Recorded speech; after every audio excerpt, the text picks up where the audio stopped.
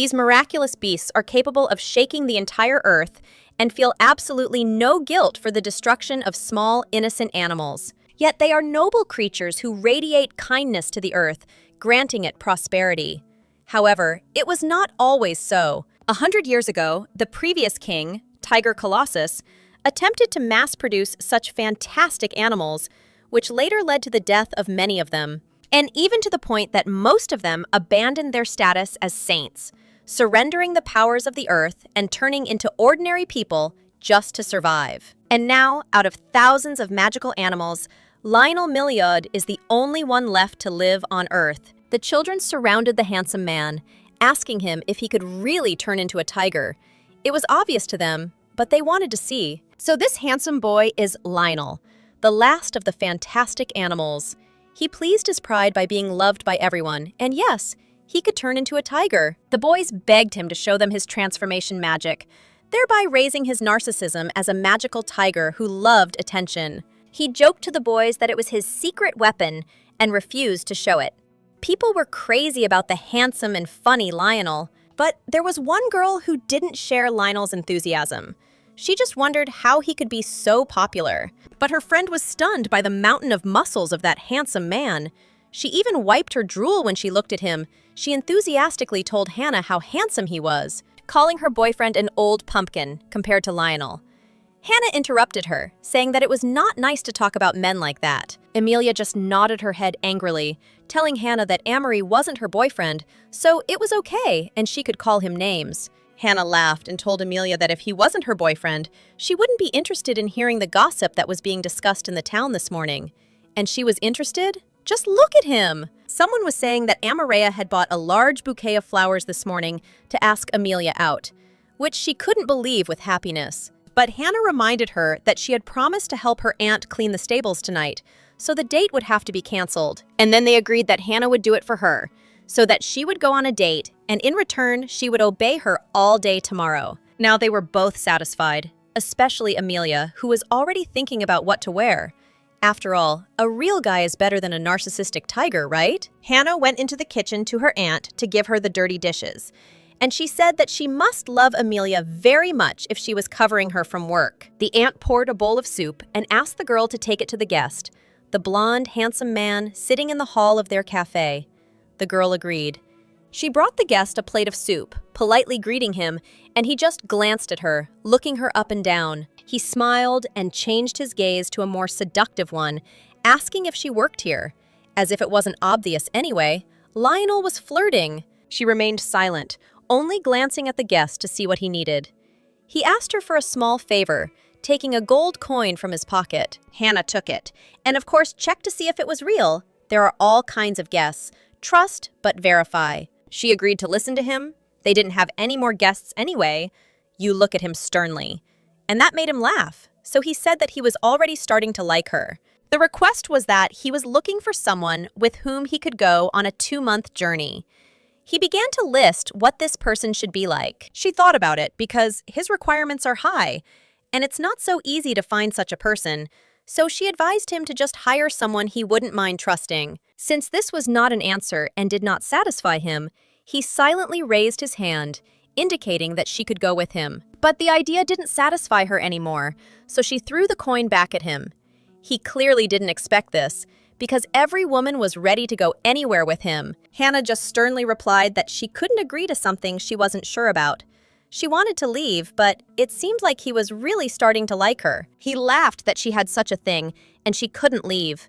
She didn't look him in the eye and lied that she was busy.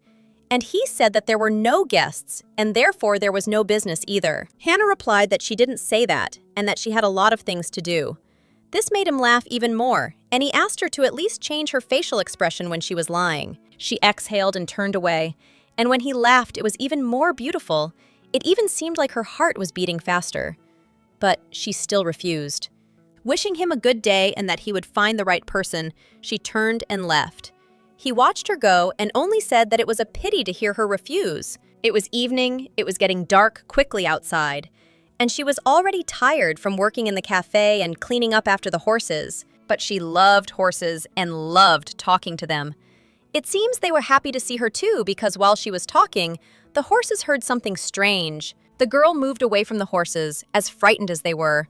Something was disturbing them because they began to kick down the door with their hooves. And within a minute, one of them had even kicked the door open and ran out. He was so scared that he almost hit Hannah when he jumped out. She got scared and started calling the horse Dorothea, wanting her to come back, but he ran as fast as he could towards the forest. The girl fell to her knees and realized that she would be in big trouble if she did not return the horse to the stable. She walked through the forest and called the horse by name, hoping that he would hear and return, or at least make some sound. But at one point, she fell silent, seeing something she shouldn't have.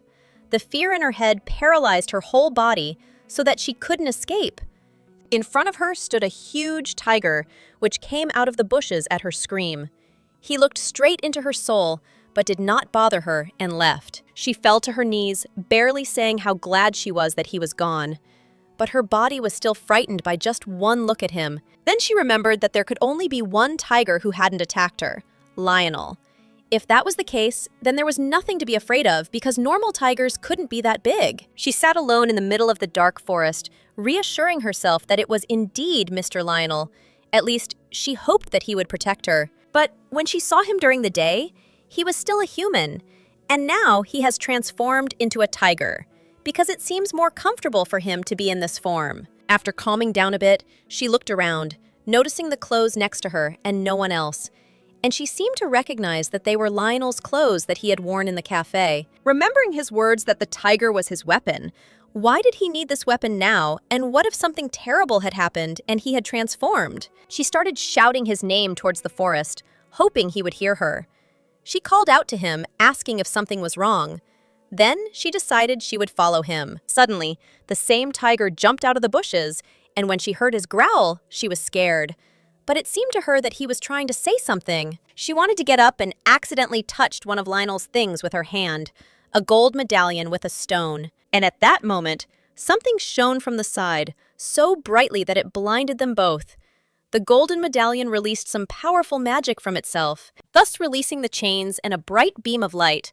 The girl felt something strange touch her hand. She came to and opened her eyes, only quietly asking what had just happened. Above her stood a man, a silver collar with strange patterns shining around his neck, and a chain extending from the collar to the ground. And from the ground, a chain was chained to her hand.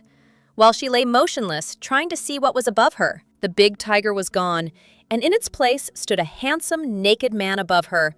Lionel had turned back into a human and seemed angry. She tried to soften the situation and, smiling, asked if she had really just made the biggest mistake of her life. He was very angry and agreed with her that this was not what he wanted, and it was good that she understood that she had made a big mistake by coming here. She wanted to ask more about what happened, but he said he wanted to get dressed first. She turned away, realizing that his muscles were exposed. What she touched was an ancient artifact, a magical object that had been created by the royal family, and all in order to catch fantastic animals and control them and give orders. Then Hannah asked why she was tied to this and couldn't even touch these chains, as if they were invisible, and how to get rid of them. Lionel replied that she was now the second person after him to touch this relic, which could only mean one thing. Now she is his mistress. He told her that he was looking for a person, and that was because he hoped to find someone with whom he could reach the magical place where the relics were sealed. He wanted to break this spell and restore order to the artifacts. He had been preparing for this journey for a long time, and now everything had changed. She told him to find someone he could trust, and it so happened that fate brought them together to go through this ordeal. He smiled and said that a formal relationship was still better than a casual acquaintance. But if that's the case, he wanted to at least know her name. She replied that her name was Hannah, and she already knew his name. He placed his hand on his chest and, kneeling on one knee, he asked her to accompany him on a journey to Lightning Rhodium, the city of artifacts. This was clearly not how she had planned for the next few months, but she couldn't refuse either because it was her fault it happened. But she had to blow it.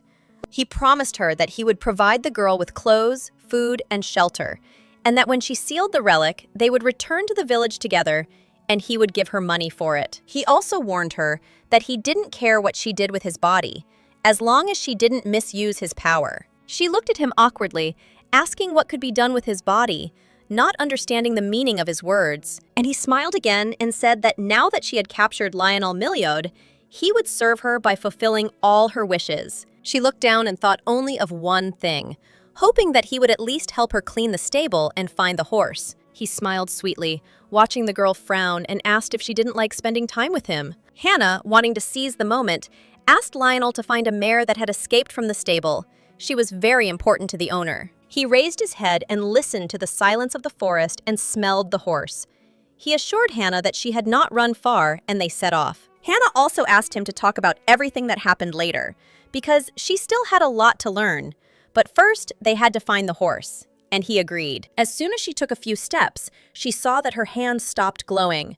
When she raised her hand, she saw that the chain was gone, so the spell must have been gone too? Lionel assured her that they were still chained together, and the chain had disappeared for their own convenience.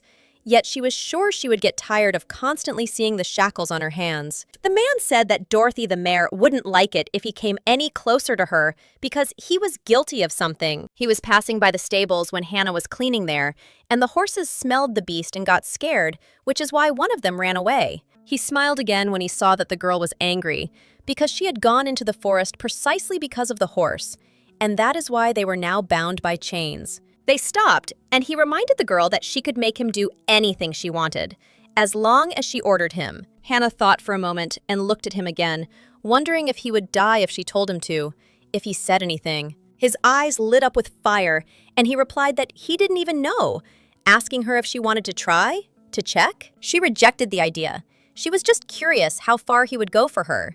But he warned her that in the future, she had better be careful with her words, because they have consequences. She raised her head again and looked at him. It seemed he wasn't as selfish as she had thought before, even kind. They decided that they would go in search of that holy place tomorrow, because the night had been long and it would be worth resting. Finally, they reached the middle of the forest and found her lost horse.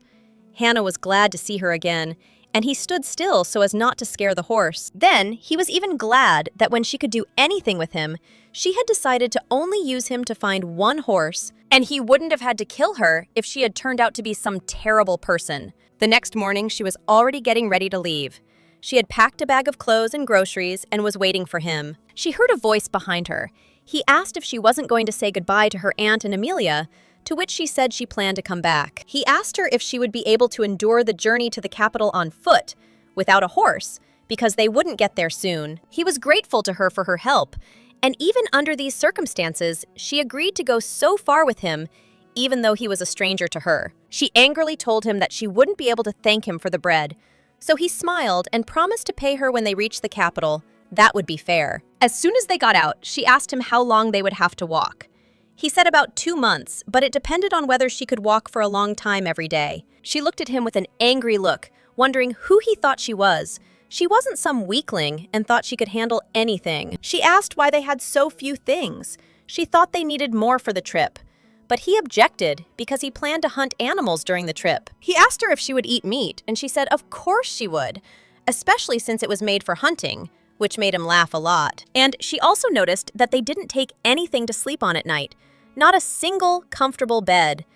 But he cheerfully said that he had his own idea. He turned his head to her and asked flirtatiously, "There's nothing warmer than tiger fur, right?" Not understanding his intentions, she asked if he was suggesting she peel his skin off. Did he regenerate? He meant that he would turn into a tiger and they would sleep together.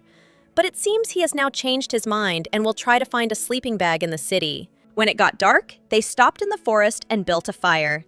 The man asked if her legs hurt, but it was the first day she was still holding on. Finally, he finished cooking a large piece of meat, which she was very happy about, because she loved to eat. He stared at her, still with some mistrust, since she was controlling his power and they were still barely acquainted. And she, while lovingly chewing her meat, noticed his gaze, and it seemed she had something to say. Vuna stopped eating and, after thinking for a moment about how to say it, asked if he could turn into a tiger. At that moment, she seemed especially cute to him.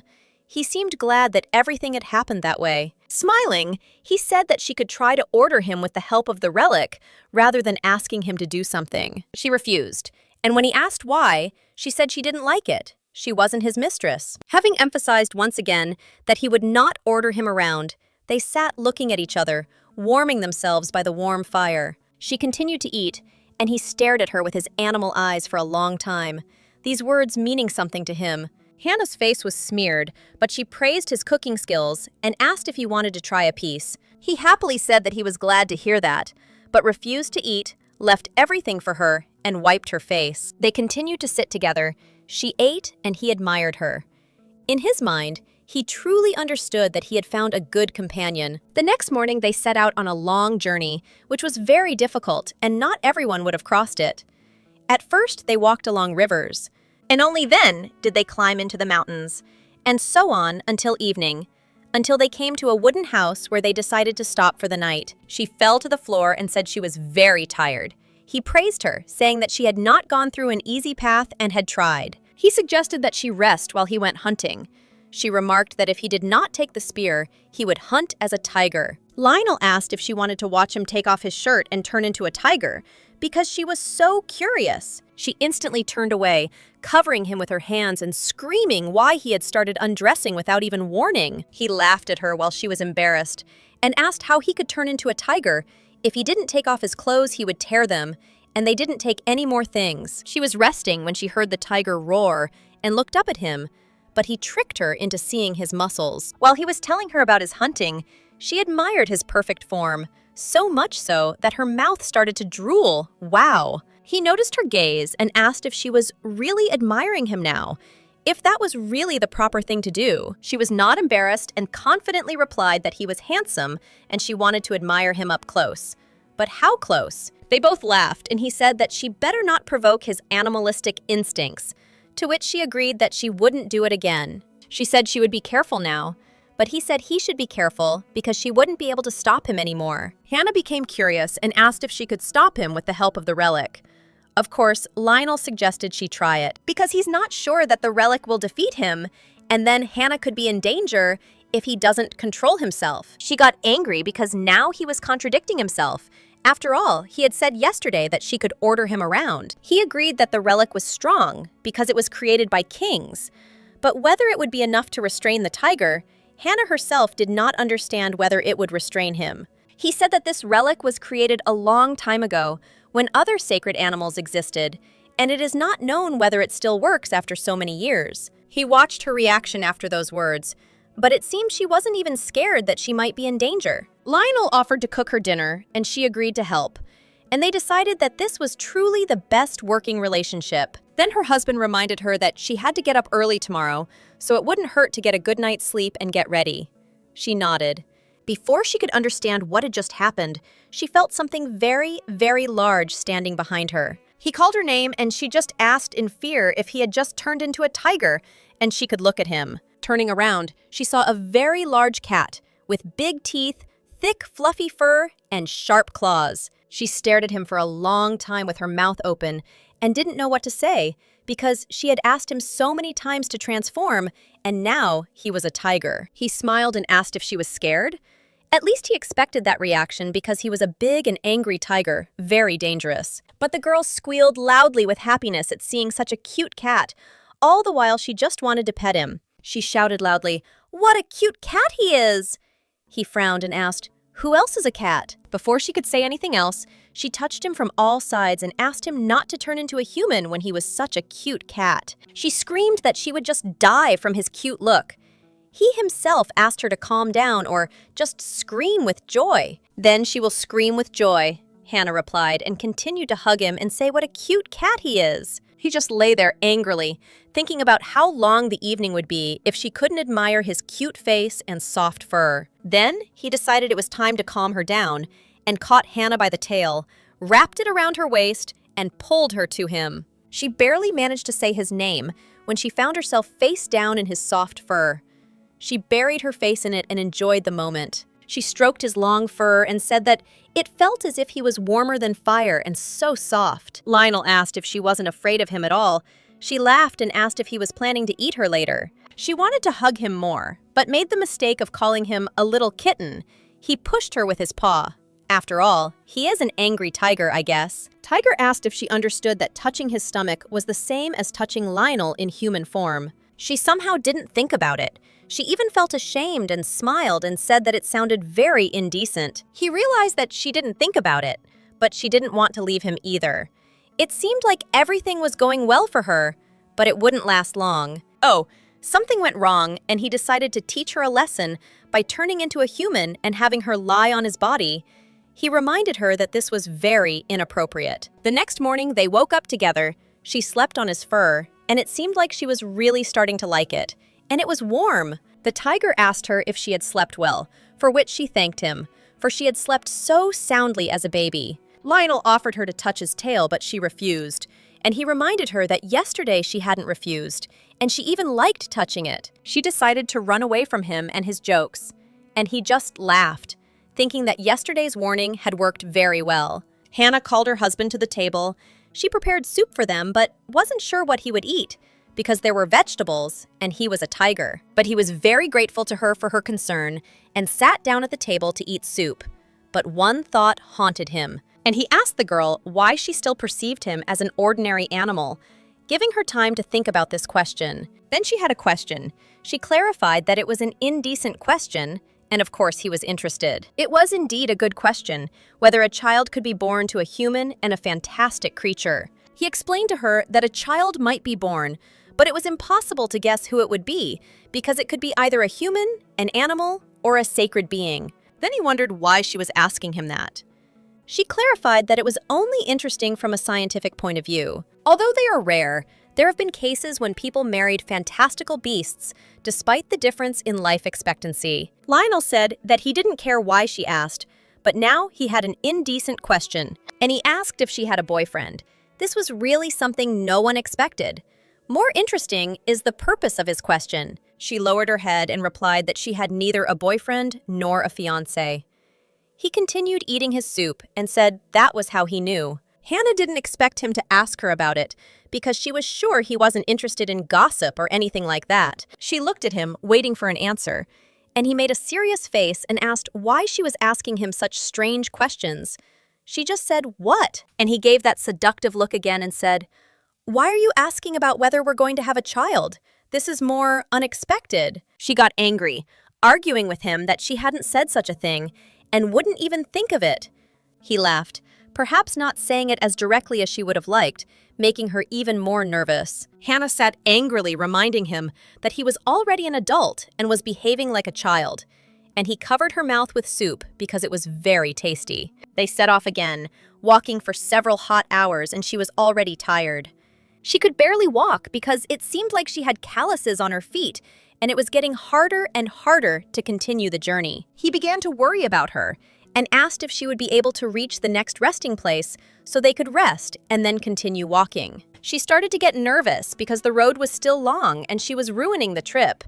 Of course, he said it was normal to complain when things were difficult, but she didn't agree. He thought she would cry, but no, she was strong and still holding on.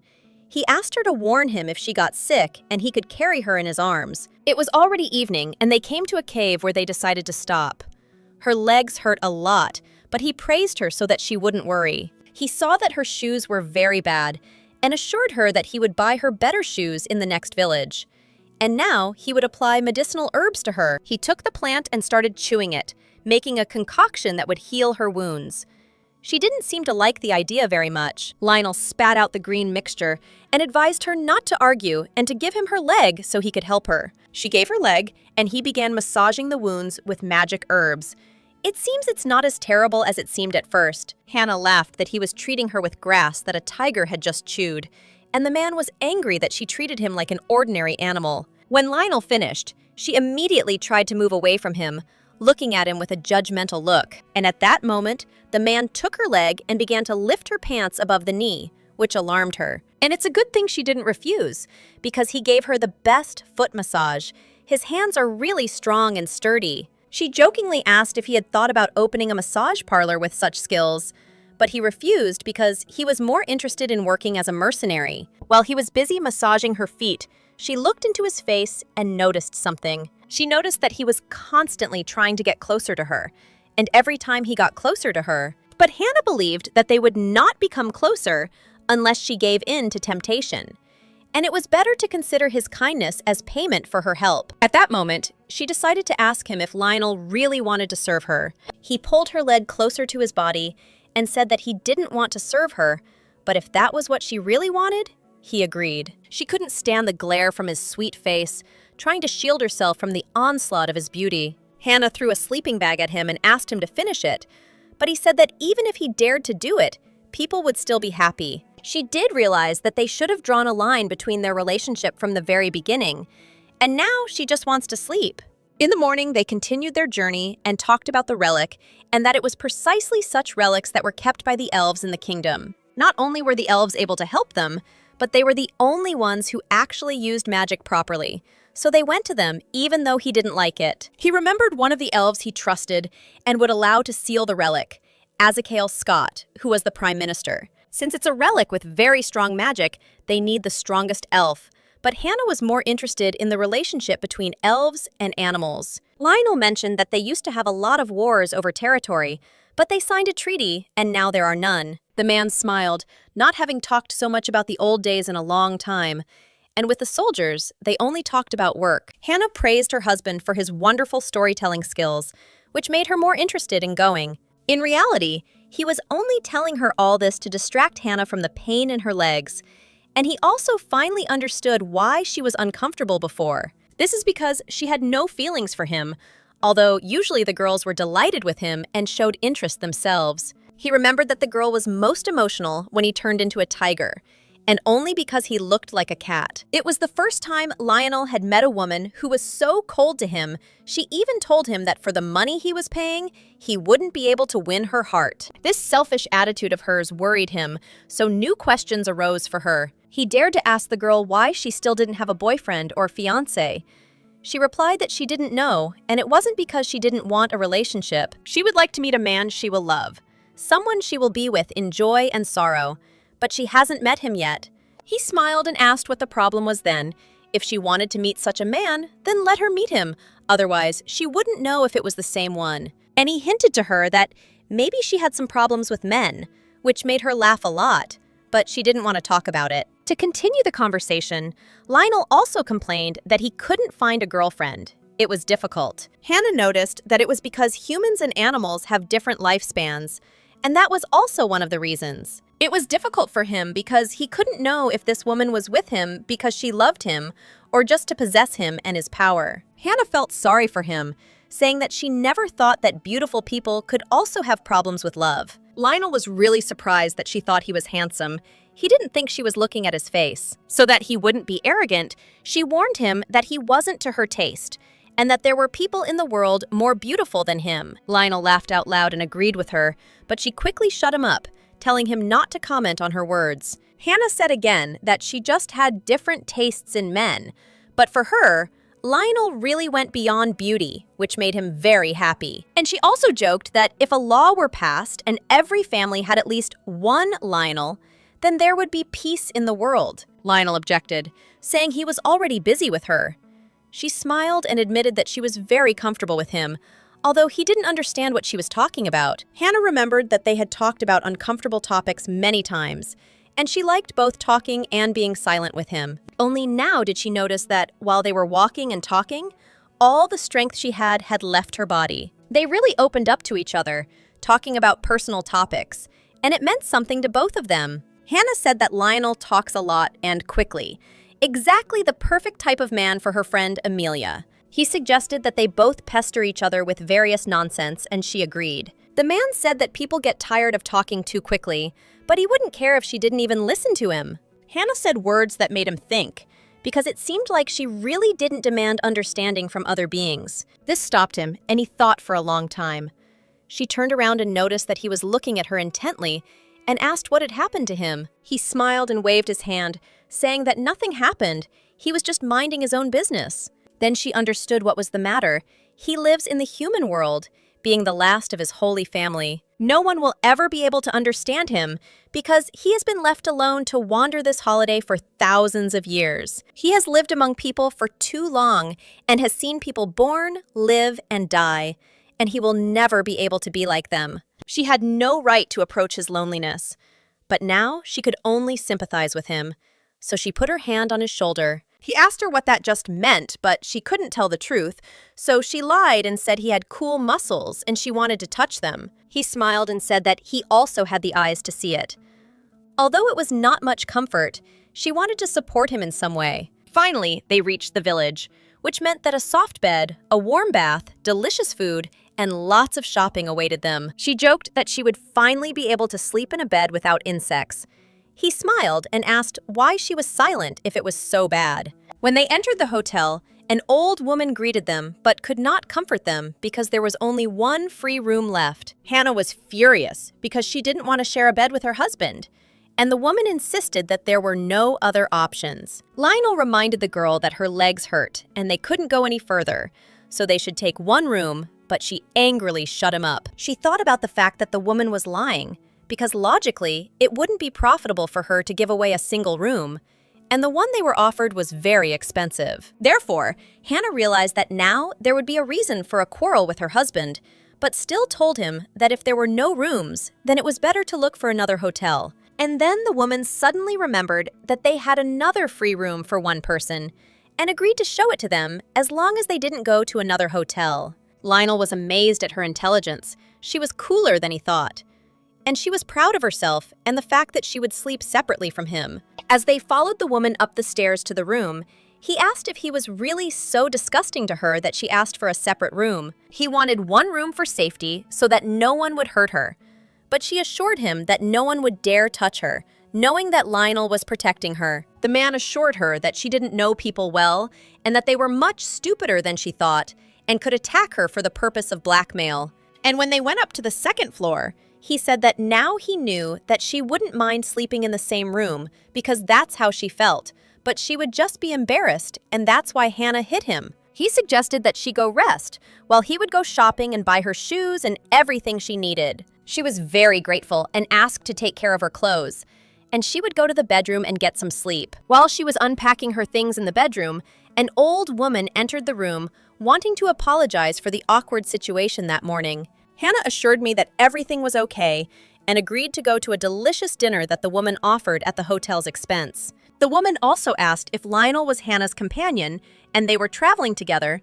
The girl replied that he was. The woman laughed because she said she thought they were a couple and asked if they had changed their minds and didn't want a shared number. That would help. At this time, Lionel was shopping, first going to choose shoes for Hannah, accompanied by fans. Wherever he went, he was accompanied by people who were delighted with his strength. He had almost finished all the chores.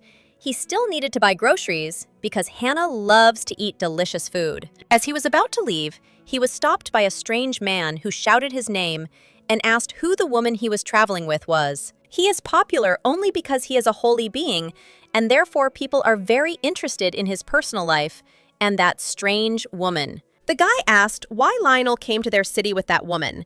To the man, these were meaningless questions from stupid people. People around asked hundreds of questions and invited the cute couple to visit them, and many times asked him to show them how he transformed into a tiger. He was so tired of answering those stupid questions from stupid people.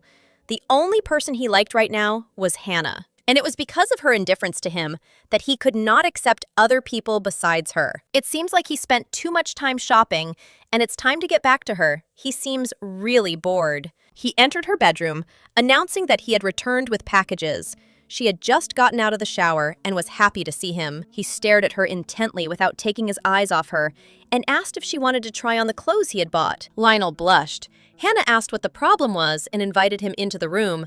But he had problems. Knowing Hannah, nothing should go beyond the bounds so as not to ruin their relationship. So he calmly handed her the bags of clothes. Hannah was happy about her new shoes and was afraid to say anything too much so as not to quarrel with him, while he tried to think about sad things so as not to get upset by her. The man invited her to dinner with him, but Hannah said she couldn't because she had just applied healing ointment to her wounds. Lionel said if so, then he would have to pick her up and take her to dinner. Hannah heard voices outside the window and, looking in, saw a crowd of people waiting for her husband. She said that he was very popular. The handsome man offered to bring dinner to the room if she didn't want to see this crowd of people and listen to stupid questions. "Don't you just want to be in my arms?" he asked, very insistently. She faced a very difficult choice. Whether to eat or not, it seemed there was no option that would definitely suit her. Just as he was about to say something else, she stretched out her arms and asked him to take her in his arms. He took her in his arms and said that now they would make a sensation.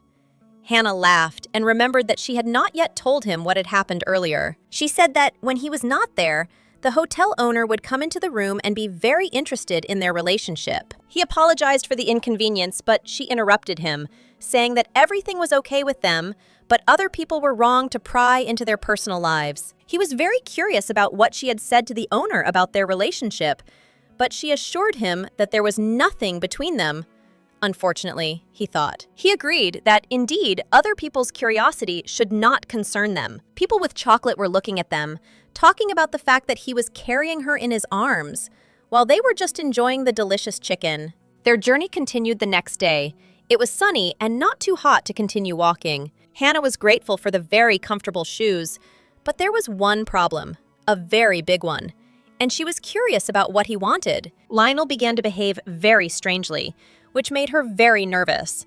She didn't know how to behave around him. He looked at her all day and licked his lips, even though he said he wasn't hungry. She smiled as she straightened her hair and asked if there was something on her face that he was looking at so intently. The man calmly replied that no, there was nothing, and didn't understand why she was asking, and she was annoyed that he was constantly looking at her. She didn't even know how to eat, and she really loves to eat, but his gaze annoyed her. She barely managed to say that the choop was very tasty, but she still felt uneasy from his animalistic gaze. His beastly eyes seemed to be looking at prey, as if he was already preparing to pounce on it. Only now did she realize that she was starting to be a little afraid of Lionel, of him and that look, especially when he licks his lips while looking at her. She dared to ask Lionel what had happened during their trip.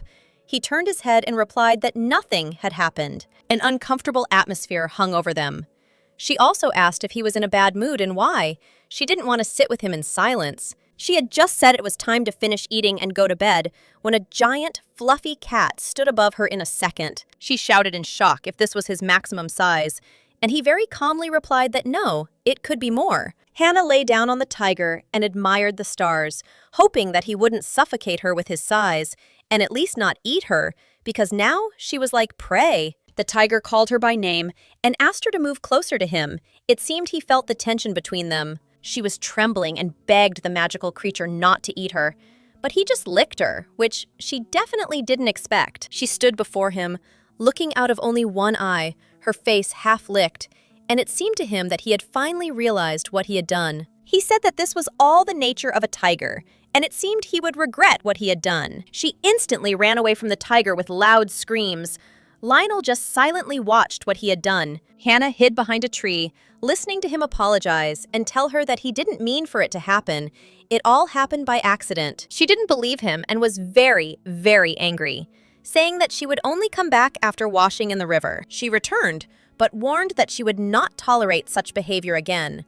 The tiger shrank in size and ordered her to pack her things. The tiger came closer to her, saying that he had an idea how they could continue their journey. Special measures were needed, and here she is again with him. Special measures, he said? It seems like they are really special. I forgot to specify that she was tied to his body, and he was running at the speed of light to the nearest village to make a stop. She screamed so loudly, even after they stopped. She had never experienced anything like this before. Hannah sat in silence for a long time. She needed a lot of time to breathe while he lay calmly looking at her. The tiger got up and was about to walk towards the forest, but before that, he ordered the girl to take their things and go to the village and find a place where they could spend the night. She started fighting with him because she set a condition that he go with her or she would go with him, because she thought he would get into a fight with someone again. He refused her, but Hannah was stubborn and said she would go with him no matter what. Lionel didn't want to resort to such consequences, but there was no other way to send her to the village, so he took her in his teeth and carried her to the village. He left right in front of the hotel, and while she argued for a long time, he remained silent, not wanting to argue with her. Hannah asked him to stop, to wait for her, but he quickly disappeared into the darkness, so she had no other options but to go to the hotel. She continued to sit alone with her bags, realizing that he had really left her and gone into the forest, and even starting to worry. The girl stood at the entrance of the hotel and wondered why he had invited her to travel, if he was planning to disappear like that without saying anything. She was still thinking about him, and what if he got hurt or something happened? But fatigue took its toll and she fell asleep. After a few hours of sleep, she felt something or someone nearby and opened her eyes to see a man sitting across from her. She got out of bed and said his name, and he smiled, complimenting her on her very good hearing. Noticing that even the elves don't notice when he quietly sneaks up on them, she heard him right away. Hannah was worried if he was hurt and if everything was okay, but he assured her that he hadn't fought, so everything was okay. If he wasn't fighting, where was he? Hannah asked.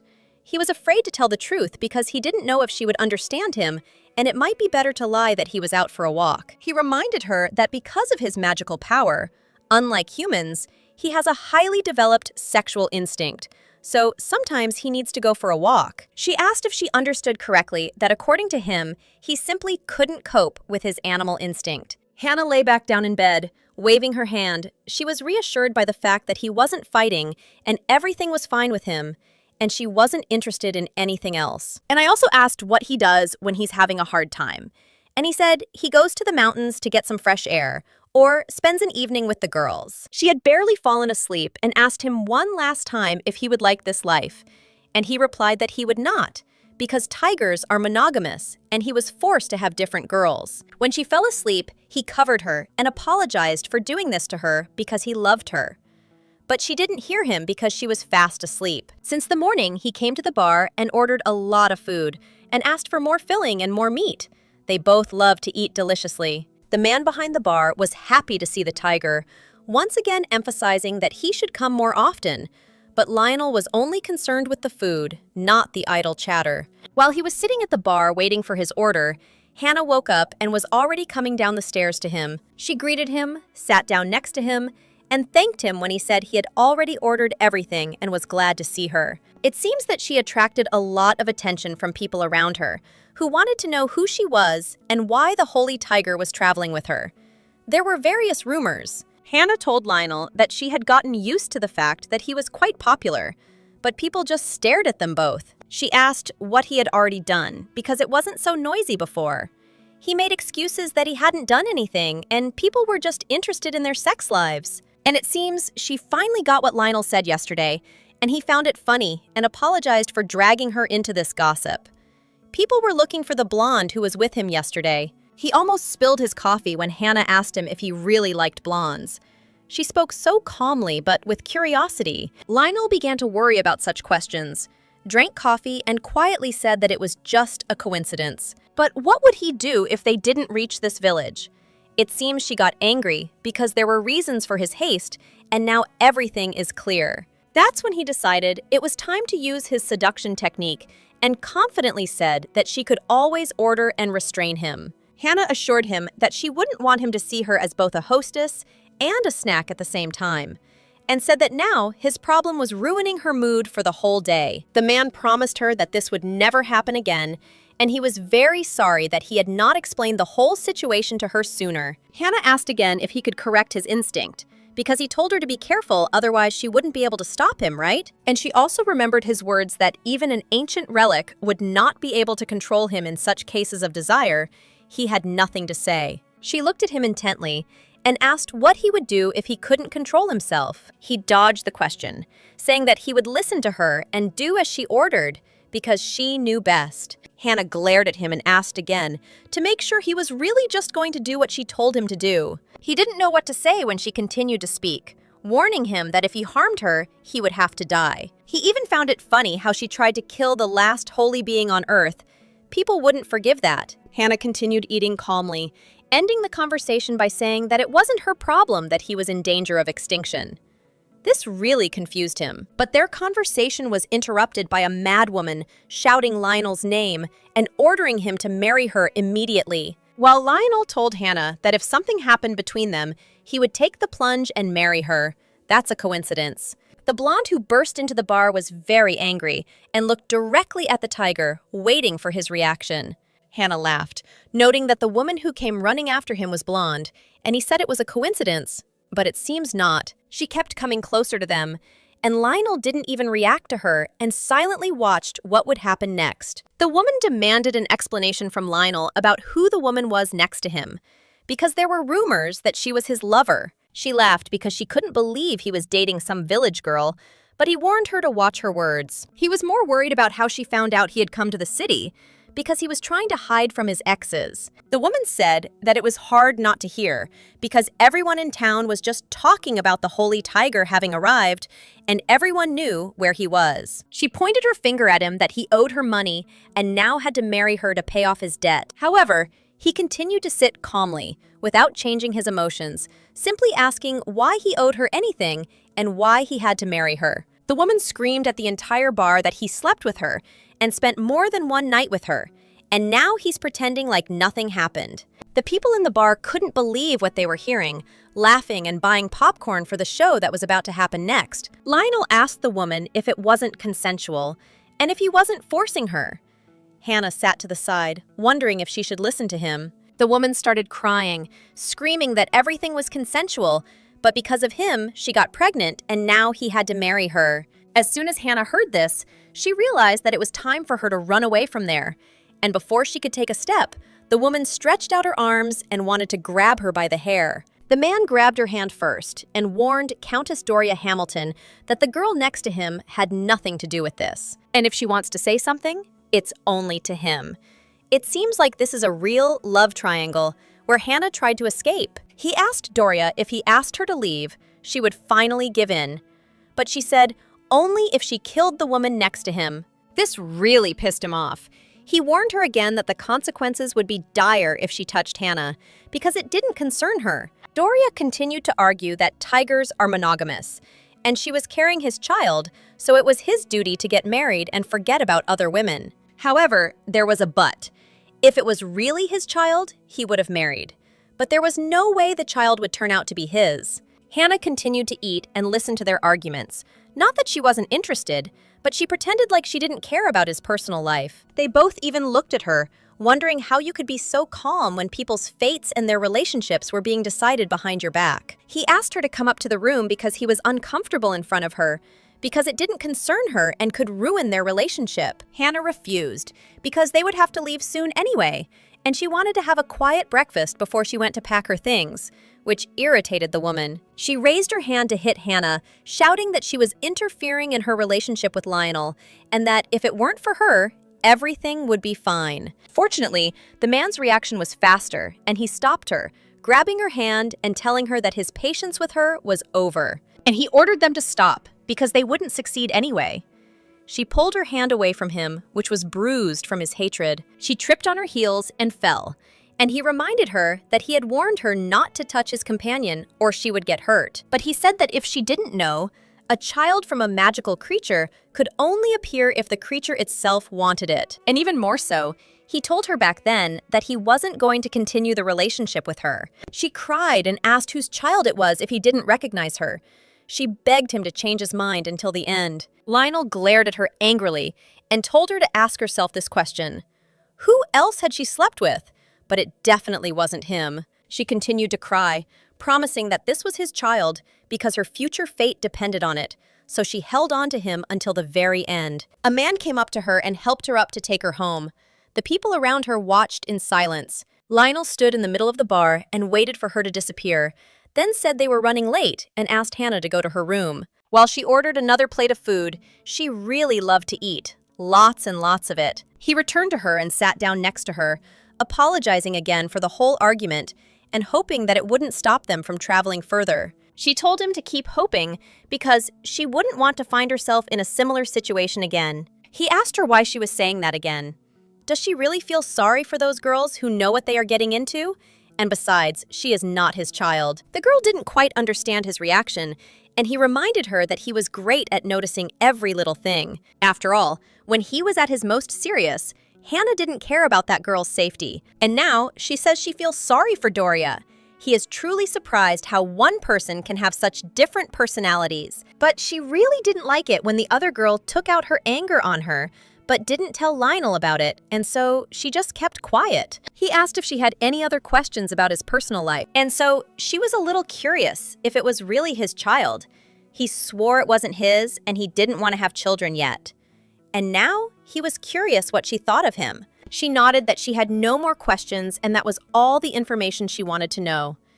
She didn't understand what thoughts he was talking about, and he was interested in whether she thought about what a disgusting man he was who led a promiscuous sex life. But she seemed more concerned about why he was so happy after all this noise, as if nothing had happened. He wanted to snuggle closer to her, but she pushed him away because he was interfering with her food, and it was her problem anyway. And the truth is, it's not her problem, and she can't do anything about him hanging out with random people and doing all sorts of bad things. It seems like it's just a feature of his species, and besides, he's not her boyfriend, she said, continuing to eat. But she asked that it would be good if such scenes didn't happen again. It wasn't his fault, but she wouldn't want every one of his exes yelling at her. They sat uncomfortably, and he apologized again and said he would do whatever she asked. But she had heard it too many times to believe him. But she still had one more question. He turned to her and wanted to hear it.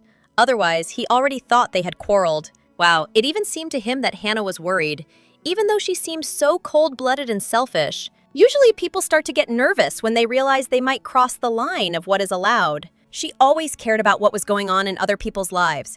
And here she warned him that he could not answer the questions if he didn't want to. Now it seemed to him that he was interested in her, and his heart began to beat faster. He promised to answer honestly and without a drop of lies. She smiled mysteriously and asked if he really liked blondes. Here his heart sank. He expected her to ask about his feelings. It wasn't something he had an answer for. Hannah laughed and said that now he was caught, and he asked her to ask another question, but not that one. A few days later, they stopped in another town and decided to go have lunch and rest a bit, which made her very happy. They found a free table and sat down to choose dishes. He suggested that she order whatever she wanted and could take food for the evening. But then their joy was interrupted by one piece of bad news. The girl overheard a conversation about the daughter of feudal Lord Hamilton. People said that she committed suicide because she was pregnant and didn't know who the father of the child was, which was a great shame for their family. But unfortunately, no one except Lionel knew that her father himself had pushed her to do this in order to preserve his honor. She hid her anxiety and asked if he was okay and if they could go somewhere else because it was very noisy. Since they had only come to eat anyway, he suggested they eat as quickly as possible and get out of there. She took his hand when she saw how upset he was. Lionel really didn't want it to turn out like this. They continued to sit in silence, and she held his hand to support him in some way. They spent the evening in the cave. It was raining heavily, so they lit a fire to warm themselves somehow. And Lionel finally wanted to talk. He said that for that woman, honor was no more important than life. So she didn't do this to herself, but she made her condition worse. That girl acted stupidly by telling everyone that she was pregnant and didn't know who the father was, which brought her father's reputation into question. She once told him that she lived like a cage in her father's house and dreamed of escaping from there, but it wasn't that easy. When you were the daughter of a feudal lord, as a woman, it was important for her to marry successfully. She had no other choice, and she waited for her father to give her to someone. Or she would find him herself. And that's probably why she went to him then, so that he would free her. And that's why she was so scared when she found out about the pregnancy too late. He didn't think she would commit suicide.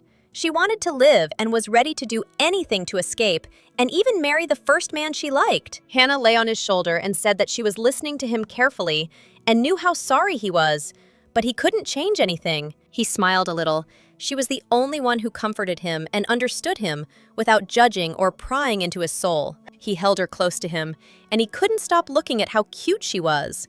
Despite the cold outside, it was very hot between them. After Doria's mother died, her father found a foster son who would inherit his title in the future, and his daughter, who was left with nothing, had no value for him in the female market, so she became his main complaint. But despite everything, her father had no right to do this to her. After all, she was his own daughter. Hannah closed her eyes and snuggled against his chest. She completely agreed with him, but there was nothing anyone could do about it. He smiled and asked if she was trying to comfort him, but she was just telling the truth as it was. Lionel said that being human is hard, especially when you have a conscience and compassion for others. Hannah touched his face, looked him straight in the eye, and said she could see how he became more like a normal person when he said things like that. They looked into each other's eyes, and she asked him not to be upset because she could see how worried he was. She had always looked into his golden eyes like a predator's and was afraid. But now everything was different, and she told him that he had changed. He smiled. He was pleased. And he said that she only said that because she was human and felt that way. She was almost falling asleep on his chest and probably said it out of tiredness, but she admitted that she was starting to like him now. He looked at her and couldn't believe his ears. What if something never happened? It meant a lot to him. But Hannah remembered something and noticed that if she liked him, she definitely didn't have any sexual feelings for him, so he knew. But even so, the main thing for him was that she became friendly towards him and showed sympathy. The girl asked if she had talked too much to the 1,000-year-old god. After all, her tongue was her enemy, and he just patted her head sweetly. As soon as she realized she was too close to him, she wanted to move away, but he pressed her even closer to him. Then she tensed up and took his hand off her shoulders, saying that she was already very hot and it was time to move away. He smiled, agreeing with her that sitting and hugging wasn't so easy.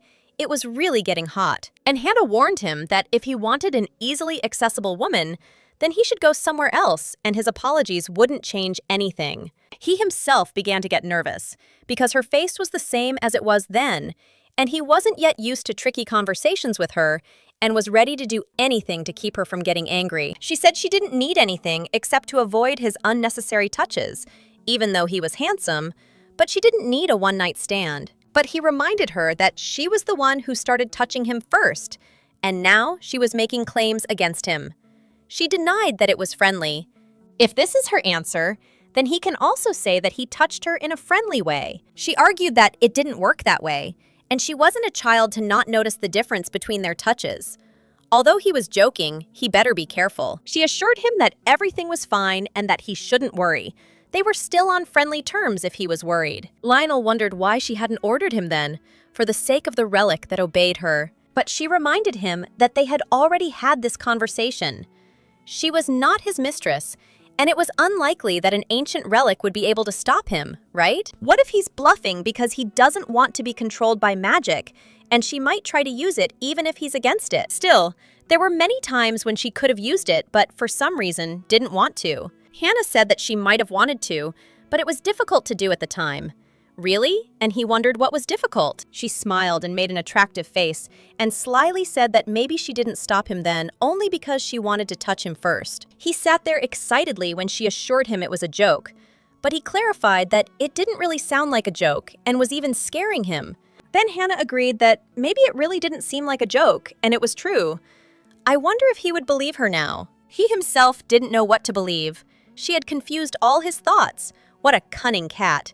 And now he didn't know what to say. With concern, I asked if this was a joke, and Hannah played the fool and said that maybe she didn't know. No one knew. And so it turned out. Lionel noticed that she really knew how to handle men, although she usually hid her skills. He said that it was very uncomfortable to joke in front of a handsome guy, and showed the charm of his cute face, and he might fall for her flirtation. But she said that despite all the jokes, she doesn't want a one-night stand.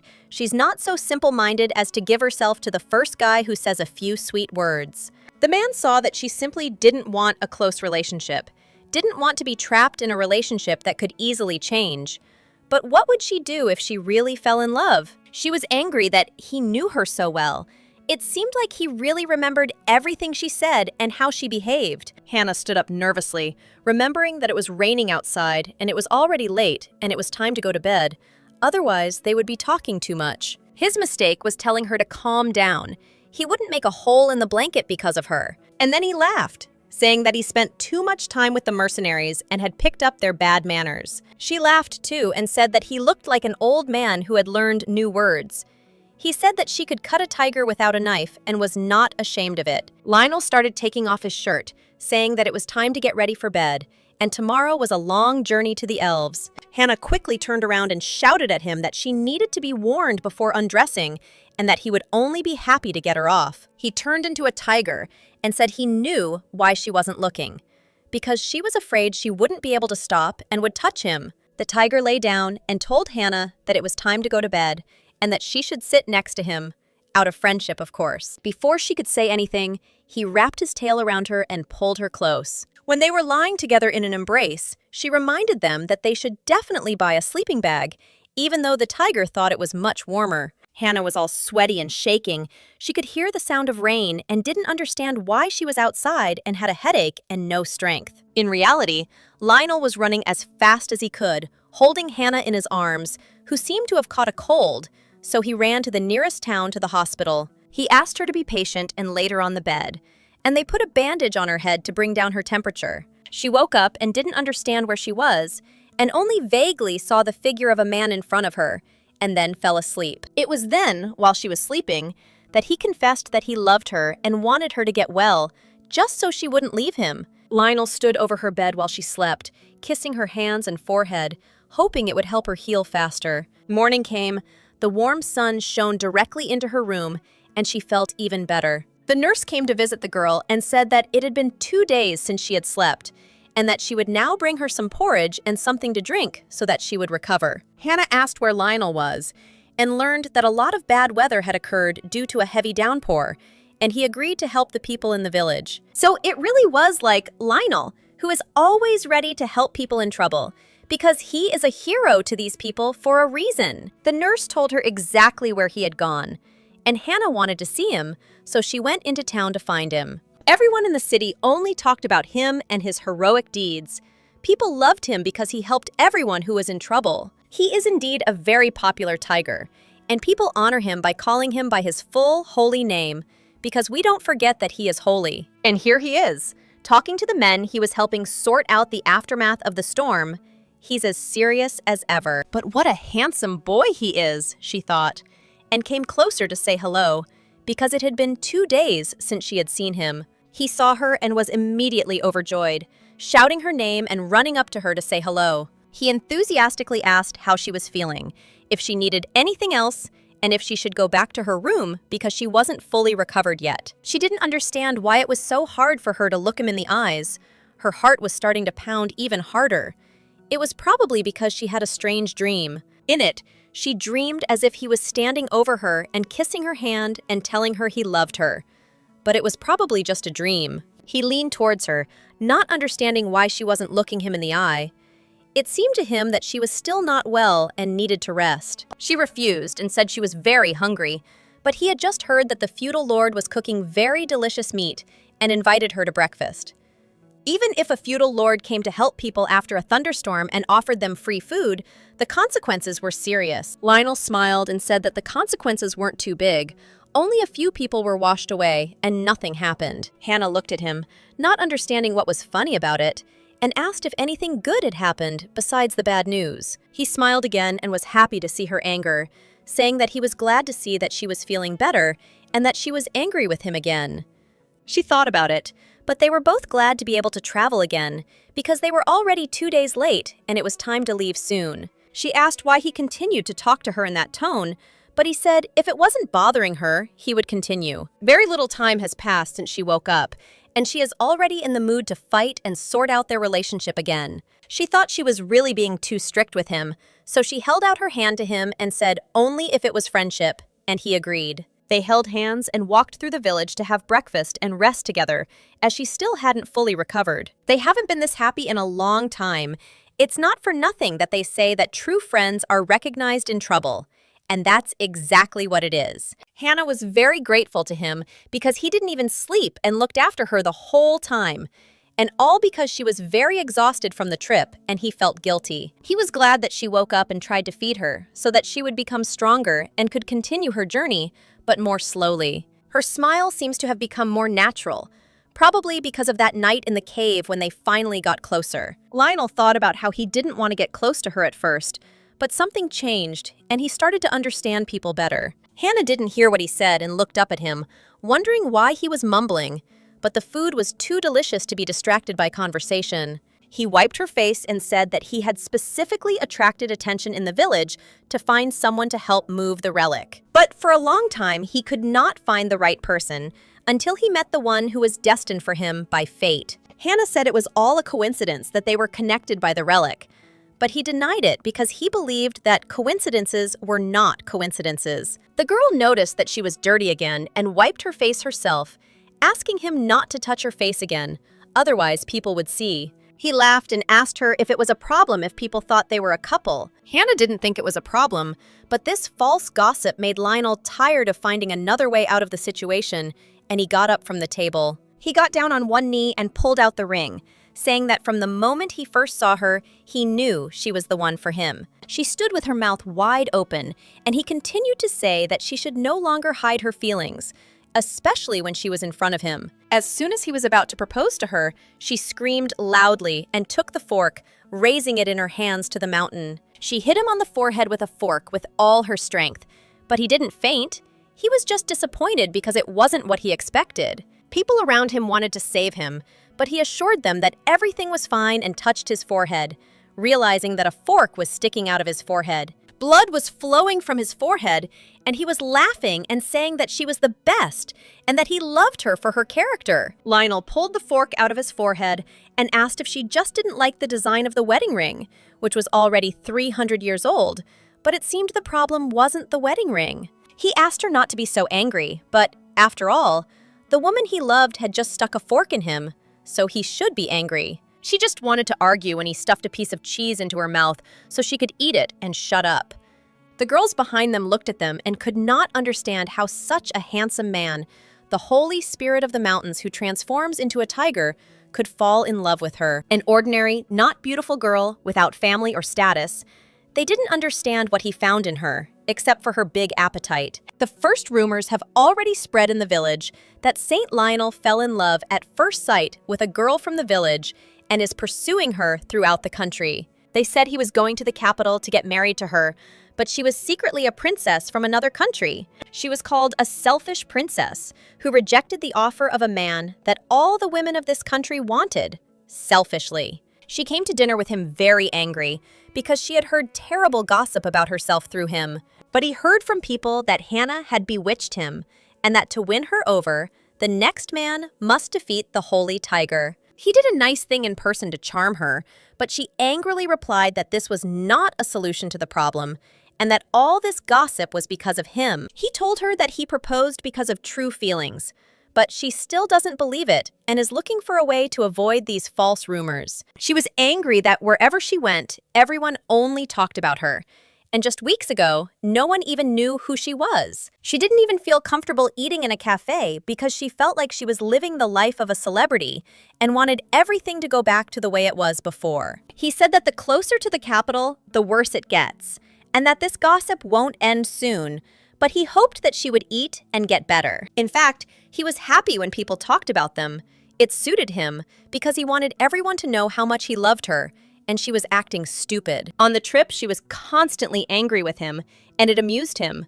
He would change clothes in front of her, and she would nag him to get out of here. Even when she drank water from the bottle he was drinking from, Lionel said that it meant we had our first kiss, and if she liked it, they could do it for real. He yelled at him to stop joking like that, because he was behaving worse than a rude child. He was incredibly amused by all this. He smiled charmingly at the girl, saying that cats are playful by nature. And to make sure his beauty worked, he turned into a cute little kitten to enter her heart. She was devastated inside when she saw him. But she couldn't lose and succumb to his beauty. He purred and ran around her feet, asking if she had forgiven him yet, because he would continue to meow, meow, meow. The little tiger ran around her and meowed, and she closed her eyes and, despite his beauty, tried to hold on so as not to be deceived by his beauty. Then he lay on his back, showing his fluffy belly, and waved his paws, asking if she had forgiven him yet. At that moment, her patience snapped, and she screamed that it wasn't fair, so she took him in her arms and cried because he was so soft. And he laughed that she really couldn't stand his tiger image when she continued to hug him. The tiger blushed and warned her that he had already told her that when she kissed his stomach, it was the same as touching the stomach of an adult. Hearing this, she threw him out of her hands and decided it was time to wash her mouth. He had told her this in vain. She said they should talk when he becomes a human, and preferably gets dressed because she can't watch it. However, he asked if she had changed her mind after all. She liked touching his fluffy belly. When asked if she liked blondes, she said that brunettes were prettier. He smiled and said that only his head was yellow. He was a tiger and his hair was dark in other places. He could check. He got dressed and said that they could continue their journey. There was still a short distance to the village. She hadn't seen so many people in a long time. It seemed like a festival would start here soon. Lionel said that this was a trading town, and it was always like that here. He offered to buy her anything she wanted, and he would pay for it. She liked the idea and thought about it. They came to the market, and he advised her to buy some jewelry for herself. So he led her to the counter with valuables. While Hannah was choosing jewelry, he listened to what the people behind him were saying. They recognized him and were interested in his new girlfriend. The girls behind him wanted to approach him to say hello, but they thought he was on a date with a girl, so they didn't bother them. Even though he was used to it, Hannah was still uncomfortable, and he didn't want her to hear gossip about his exes. Hannah distracted him from his thoughts by calling him. It seemed she had found something she liked. She asked him which was better, a hairpin or a rubber band. She didn't really want to buy something very expensive. He laughed and assured her that he could buy her anything she wanted, but if she liked it, he would buy it. Looking at her, he realized that Hannah was the only reason he was comfortable in this relationship. That sweet look of hers, the way she thinks and looks awkward, like a deer that has encountered a predator. But if she pretends to be sick, she will definitely approach him because she has incredible human kindness. Even though she is an introvert by nature, she is incredibly calm and friendly, comfortable and caring, and it seems like she will never fall in love with him. Looking at her, she was so absorbed in her curiosity about the jewelry that he watched her like a predator. And this seemed very tempting to him. He loved to hunt, and her innocence was very interesting and attractive to him. She aroused a lot of interest in him. And she, not expecting this, was choosing between a hairpin and a rubber band. He couldn't help but touch her hair, stroking her ear. Lightly and gently, it tempted him. The girl turned to look at him, but he had already withdrawn his hand, and she thought she had just imagined it. Lionel looked at her seductively. He liked this game. As soon as she returned to the counter looking at the jewelry, he reached his hand for her hair again, wanting to stroke it. But before he could reach it, she felt his presence. She turned her head towards him and caught him. Not letting him touch her hair, she warned him without unnecessary touching. The girl walked away from him, thanked the saleswoman, and ignored the man. And once again, he felt how cold-blooded she was. He said that her feelings were almost on the same level as those of wild animals. She smiled and said that she had heard this many times before. Lionel walked beside her excitedly, thinking what a fool he was to suffer because of a woman at such an age. He should calm down. But then a feeling tore him from his thoughts. He turned around because he sensed danger behind him. As Hannah continued walking, he stopped and quickly pulled out his spear, pointing it at the man's throat. He pulled Hannah by the arm and hugged her, protecting her and holding the spear to defend them both. The man who had been following them greeted them and apologized for following them, asking if Lionel remembered him. Of course, Lionel didn't remember that man because he had met many people in the 1,000 years he had lived. Judging by his clothes, he's a mercenary, he whispered to Hannah, while she was angry that he kept hugging her. Lionel had seen a similar face somewhere, and the smell reminded him of a mercenary named Chen. They were quite similar. The man said that the one the tiger was talking about was his grandfather, who had once served as a mercenary and went on campaigns with Lionel. Lionel warned him that his grandfather should have taught him not to sneak up behind him, otherwise that spear might get stuck in his neck. And if he was already pursuing them, then let him show you where the best hotel is, and at the same time, tell you what business he has with them. He agreed and was about to give his name, but they interrupted him and told him to shut up now and tell them on the way. The man was escorting them to the hotel, and the tiger was walking behind, hugging Hannah, and he was only interested in why she wasn't screaming for him to take his paws away. That great-grandson of Chen's brought them to dinner and said he was glad the gossip turned out to be true, and he found himself a girlfriend. He's heard a lot about Lionel falling in love, and lately people have been really into discussing his personal life. Then Lionel asked him why everyone was interested in his personal life and talking about it. He wasn't pursuing them for that. The man agreed that he really had something for them. He needed help. And he wanted to introduce them to someone else. The holy tiger warned that if he didn't see, he was too busy guarding the girl nearby. But she didn't care because she was only concerned about food. He assured me that it was completely safe and would not prevent her from continuing to be guarded. It was simply an important matter regarding the Guamo Road. This road had been closed for thousands of years, and not so long ago it was open to people. but they were still afraid to step into the territory of spirits, so they wanted him to lead them there. He said that they would need to go to a meeting with the mercenaries and find out more details about the case later. As soon as the man left, Lionel took his hand from hers, and she watched him intently, without saying a word. She stared for a long time, and he was already waiting for the question she had been preparing for so long. She was interested in the deer Guamo, about whom she had never heard anything before. So he told me that near this city, there are the Guamo Mountains. There is a road there where fairies live who mock people. The road to the capital is very long, but if you take the Guamo road, you can cover half the distance and be in the capital a few days faster. But the problem was that it was unknown where the path of the fairies might lead, as they often preyed on people and changed paths. Therefore, he said that it would be worth bringing gifts to the fairies to appease them and let them go on the right path. He admired her and was about to tuck her hair behind her ear, but she got angry and told him not to do that again. Then he asked if she didn't like it so much, why she didn't say anything when he hugged her. She replied that she saw him consider the man dangerous and understood that this was why he was hugging her, to protect her. He smiled and asked if she really trusted him so much now, because if so, he was very glad that their relationship had improved. Then Hannah laughed too, asking if she could ask something more strange. He was intrigued that she was so frank with him. Hannah said that if she fell in love with him and wanted to continue the journey, it would no longer be beneficial to him. And if he kept hugging her, she thought there must be a reason for it. And so, she understood everything correctly. She knew he only asked her about it because he thought she was in love with him, but she assured him once again that he didn't have to worry because she would never fall in love with him. Never. He looked at her again and said that she was very cruel. If she knew about it but kept saying it over and over, breaking his heart. But she had a way out.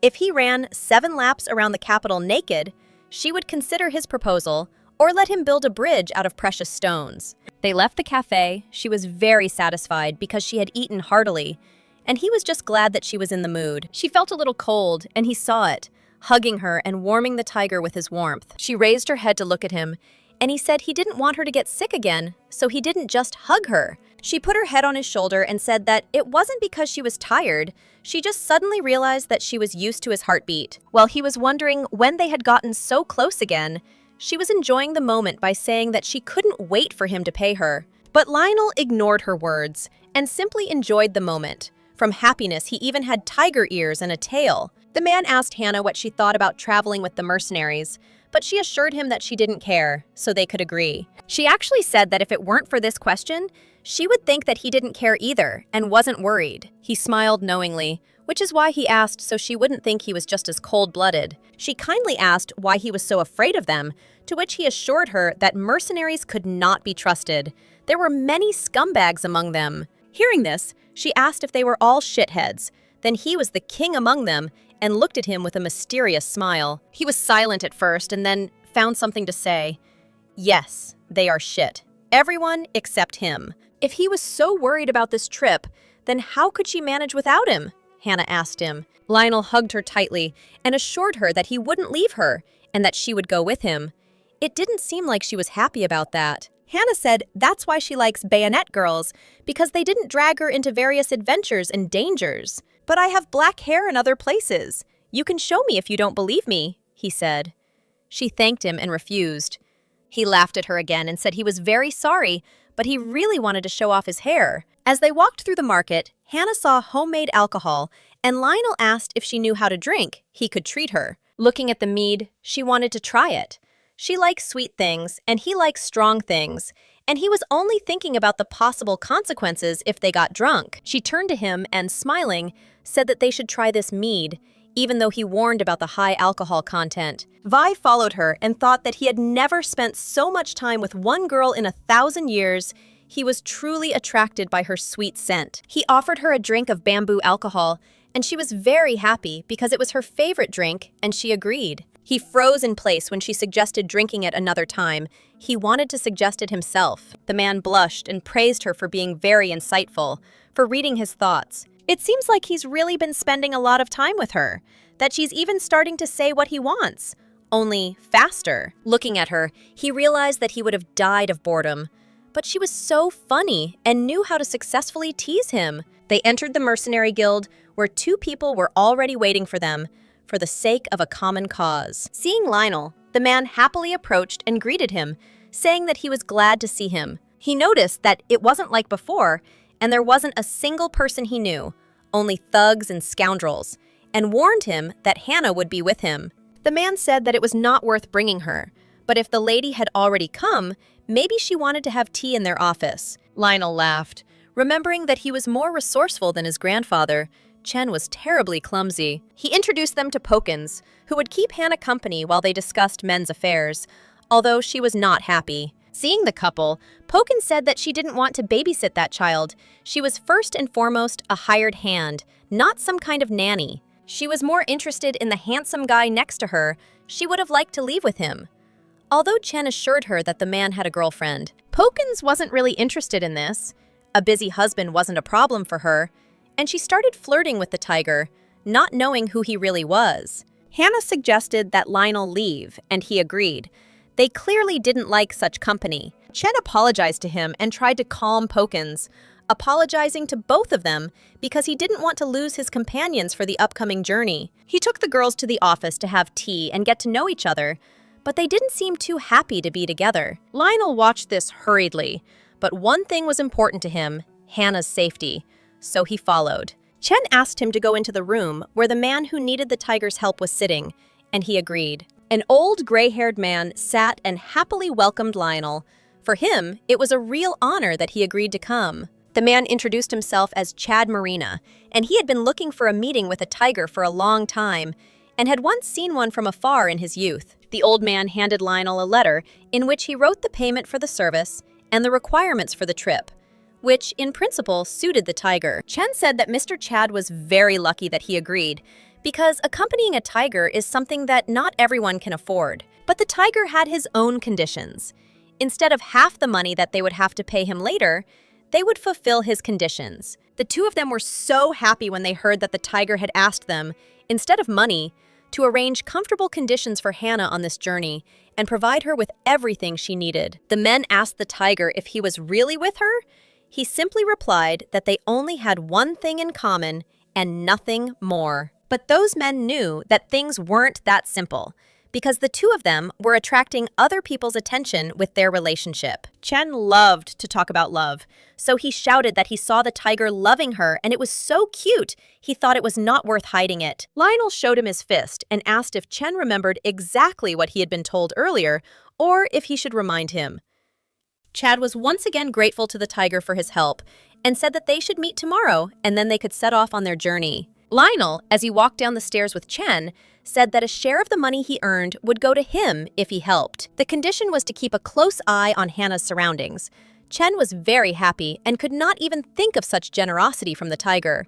The girls were having tea and talking when Lionel entered the room and saw that the two girls had become friends. He asked if they were finished talking because it was time for them to return to the hotel. Hannah was very happy to see him and said that they had already finished talking, and Lionel warned that they were leaving tomorrow morning. Hannah also mentioned to her husband that Pokins had talked about dinner tonight at the mercenary bar to strengthen their friendship. She reminded him that they wanted to have a drink together today, so this would be a good opportunity, and asked if he would mind going for a walk in the evening. He said that wasn't the point, because it wouldn't just be a dinner to strengthen friendships, as she thought. The girl hid behind Lionel's back, because she knew that he would always protect her, and he warned that not all mercenaries were as good as Chen. Hiding behind him, she said she wanted to ask him something, and he agreed to listen to her. There were too many people there that she was seeing for the first time, and he had once told her to beware of mercenaries, and she had asked him to be by her side. She looked at him with the frightened eyes of a fawn and apologized if she was bothering him, but she was really scared. He was pleased that she was counting on him and agreed to be with her, but suggested that he come closer to everyone. They were met by Chen, who had been waiting for them for a long time. He shouted loudly to the other men in that bar to finally shut their mouths because it was too loud. He ordered them all to greet Miss Hannah, because she was a VIP guest at this bar. She greeted everyone politely to please them. One of the mercenaries said that you should bow when introducing yourself to other people, and she got very excited. But Chen reassured her that these were just jokes and suggested everyone have fun. Lionel asked her to listen carefully to him and remember the ones he pointed out. those who were best avoided in this bar. He also showed her several other men with whom they would be traveling, but asked her to be careful with them even though he would be around. She was interested in the man who was sitting all alone. He hid his face and sat apart from everyone without saying a single word. Lionel assured her that the man wouldn't hurt her because he wasn't a mercenary like everyone else. He was an elf. Oh, this elf really stood out among the other men here. He didn't draw any attention to himself at all and sat very quietly. Hannah fell silent as soon as she heard it was an elf. Something was bothering her, but she didn't show any emotions. Lionel said that he had once met with the Prime Minister of the Elves, Azekale Escott, and they agreed to help each other in times of need. He wanted to continue the conversation but saw Hannah's face and asked if everything was okay. She assured him that she was not comfortable sitting next to a handsome guy. And indeed, the men nearby were discussing Hannah and him. Otherwise, he would have thought she was drunk even before she drank. And those are just stupid men. For some reason, Lionel remembered some promise and asked the girl if she wanted to listen. And she cheered up. Hannah was a little distracted when he told her about a promise, and she asked if it was okay for them to talk about it here. The girl heard that tigers and lions can become divine beings, but elves cannot. Or is she mistaken? But the elves long to become these saints, to leave this world and create a new dimension. And so, he decided to help them. Hannah heard a familiar voice and turned to look where it was coming from and saw a familiar man near the bar. She begged Lionel to let her meet him. She had known him for a long time. He used to bring groceries to their cafe. He looked at him and really didn't see any danger, so he agreed to let her go. The old man seemed kind. The only thing he asked was not to go too far and to call him in case of danger. After all, he would worry about her. After all, her life was very dear to him now, he warned the girl. The girl smiled and agreed to be careful, and in case of danger, she would use the relic for defense. Because of his excitement, he didn't even think about what he was doing when he approached the girl and kissed her on the forehead. She wasn't expecting that, but he did it to let everyone know that she was his girlfriend, and if anyone touched her, he would kill everyone. And he told Hannah to do it in order to mark the territory.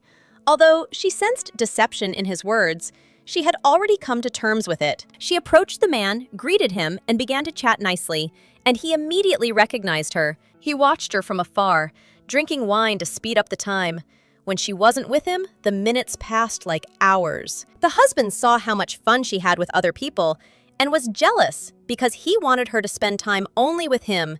He never thought that something like this would ever happen. He sat sadly waiting for her return, but someone interrupted his sadness when he called his name. The same woman, Chen's friend, came to keep him company and asked if he would drink wine with her. He didn't even look her in the eye and poured a glass of wine, continuing to watch Hannah. The woman thanked him and asked how he wanted her to thank him, because they could go to her house together. He refused, but she was persistent and took his hand, moving closer. Although he refused, she said she wouldn't mind and insisted on going with her because she asked Hannah what connected them, and she replied that it was only work. He was upset to hear her answer, and that they were only connected by business relations, when he wanted more. She assured him that she was quite skilled, and that he didn't know yet what he was giving up, because he might regret it, and she sat closer and closer to him. While she was trying to flirt with him, he was only thinking about his relationship with Hannah, and she was just getting in his way. Pokins assured him that he wouldn't find a girl more beautiful than her,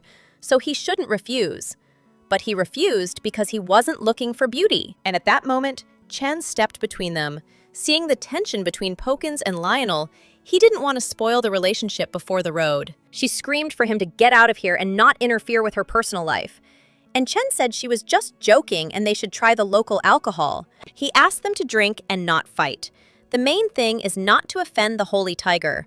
Although it was already too late and he became angry, Chen almost cried and asked them not to fight because he was trying to cheer everyone up. Lionel only had to look at Chen once to understand everything because he asked Chen to make her disappear. So he silently picked up Pokins and carried her slowly to the exit, complaining that she was too heavy to carry. Lionel sat alone, sad, finishing another bottle of wine. The evening seemed to go by forever, and Hannah was still gone. He left the bag of money on the table, paid for the wine, and walked away from the bar. He couldn't wait any longer. It was then that Hannah approached the table and saw that no one was there, but he promised to wait for her. This surprised her as to where he had disappeared to. Apparently, other matters had arisen. But why didn't he warn her then and simply disappeared? Hannah sat for a long time waiting for him, got hungry and ordered food and drinks. You can't wait for him hungry. And so another hour passed. She lay on the table drinking and thinking only about how much she wanted him to wait for her. Morning, she was woken up by the sun's rays shining directly into the room.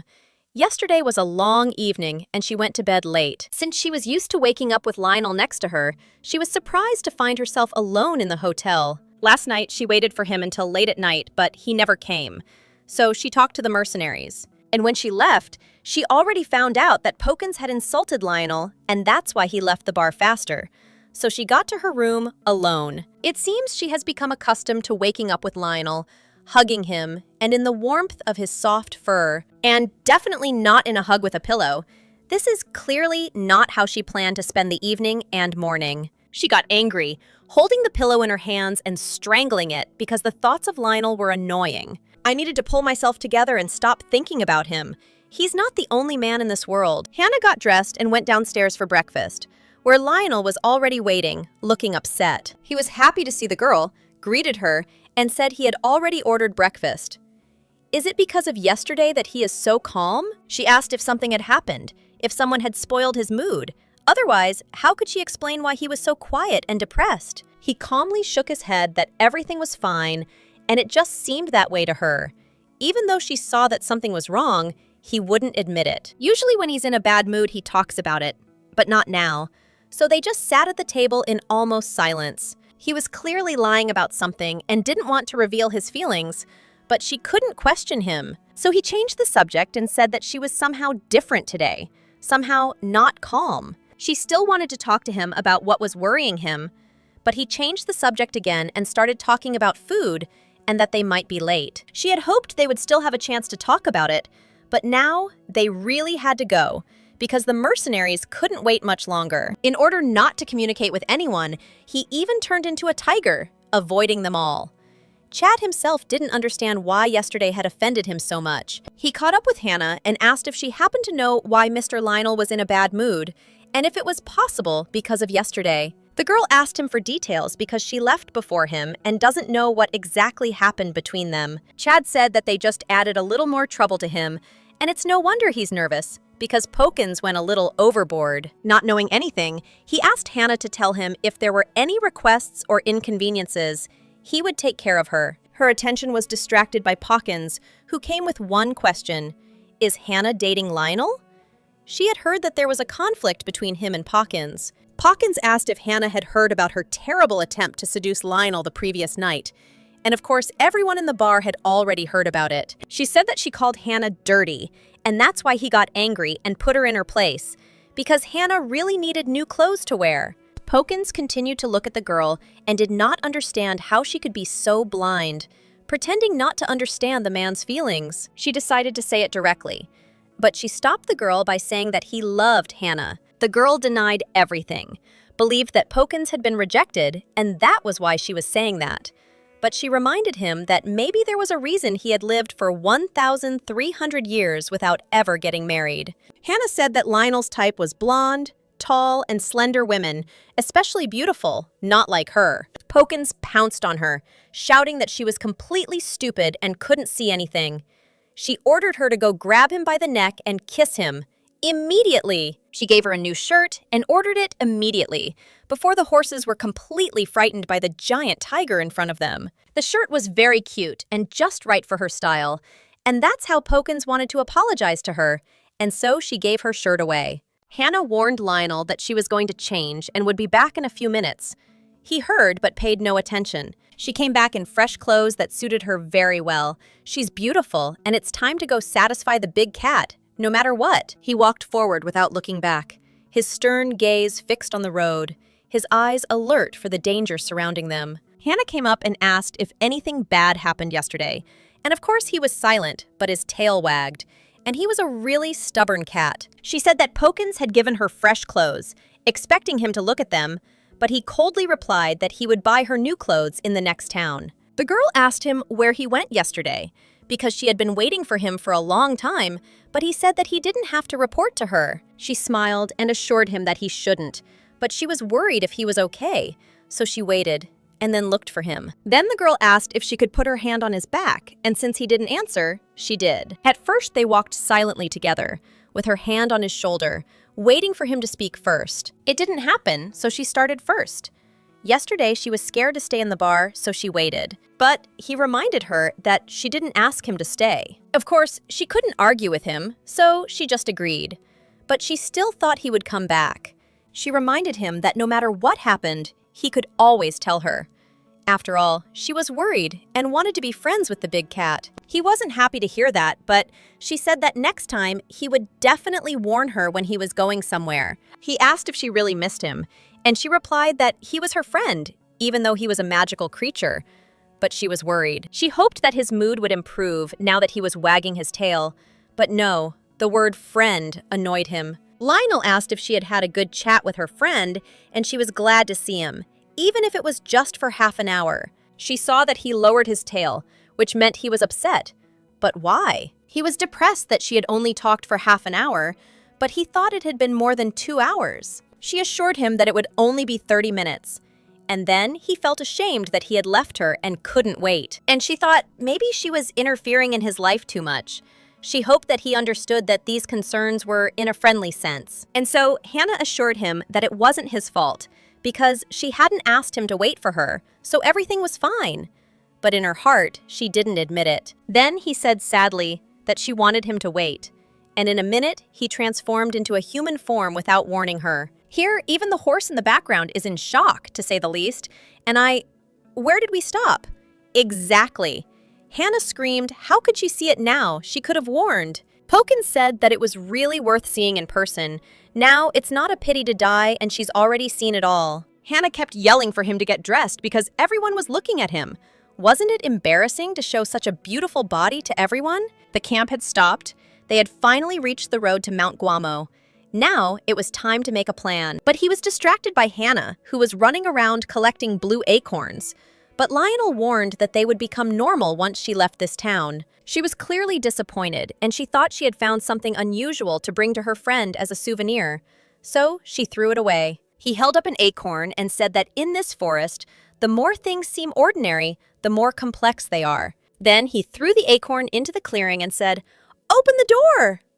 Everyone watched, waiting to see what would happen next. Hannah asked worriedly if they were gang members breaking into someone else's house, especially on their wedding day. Lionel called Chad, saying they had a problem.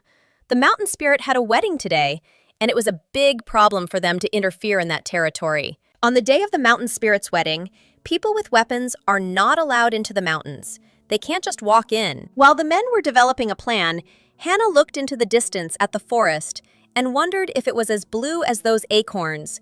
Disappointed because there were still so many questions. Chad complained that his products had an expiration date, so they couldn't stop selling. But Lionel came up with a new plan. He ordered Hannah to be dressed in a white robe, or at least a veil to be placed over her head, and olive oil to be prepared. Of course, it seemed very strange to her because she knows nothing about these traditions. One thing is worth knowing, it's necessary. Chad prepared as many bottles of oil as there were mercenaries, all so that they could appease the spirits. Lionel took a lock of his hair and cut it off. It was part of a sacred rite. This was the offering to the chief spirit. This thing was very valuable in such a case. He would throw the hair into the oil. This oil was very expensive because it had incredible power. It healed all wounds. And nowhere else can you find the same thing, because there are no more magical animals on Earth than could make such a healing oil. Hannah asked what would happen if she drank it, and he replied that it would not only heal all wounds, but it would also cure all diseases in your body. They prepared each bottle specifically so that the spirits would be satisfied and not pay attention to the people's weapons. This clearly interested Chen, a magical thing and also able to cure all diseases. In the mercenary world, it would be worth thousands. Lionel noticed his curiosity and asked what he was fishing for. It wasn't meant for humans if he was suddenly curious. The gift to the Holy Spirits was already ready. Now it was Hannah's turn.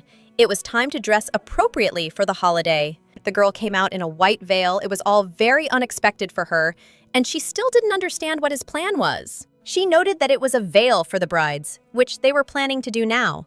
He looked her straight in the eye and confirmed that it was for the bride. He took her hand and said that from now on, she was his bride. Chen was happy why they didn't have a real wedding. Lionel started laughing and told Hannah to break one of the bottles because Chen wasn't going with them anymore. He was talking too much. When the Guamo Mountains were completely different, now all noise, alcohol, jokes, even killing insects. All of this is forbidden, or you will be punished. He ordered everyone to remain silent if they wanted to live. So Chen asked what would happen if they broke the rule. Lionel turned to him and looked him straight in the soul with a cold gaze, saying that everyone would die. Chen, without thinking for a long time, warned everyone about this rule.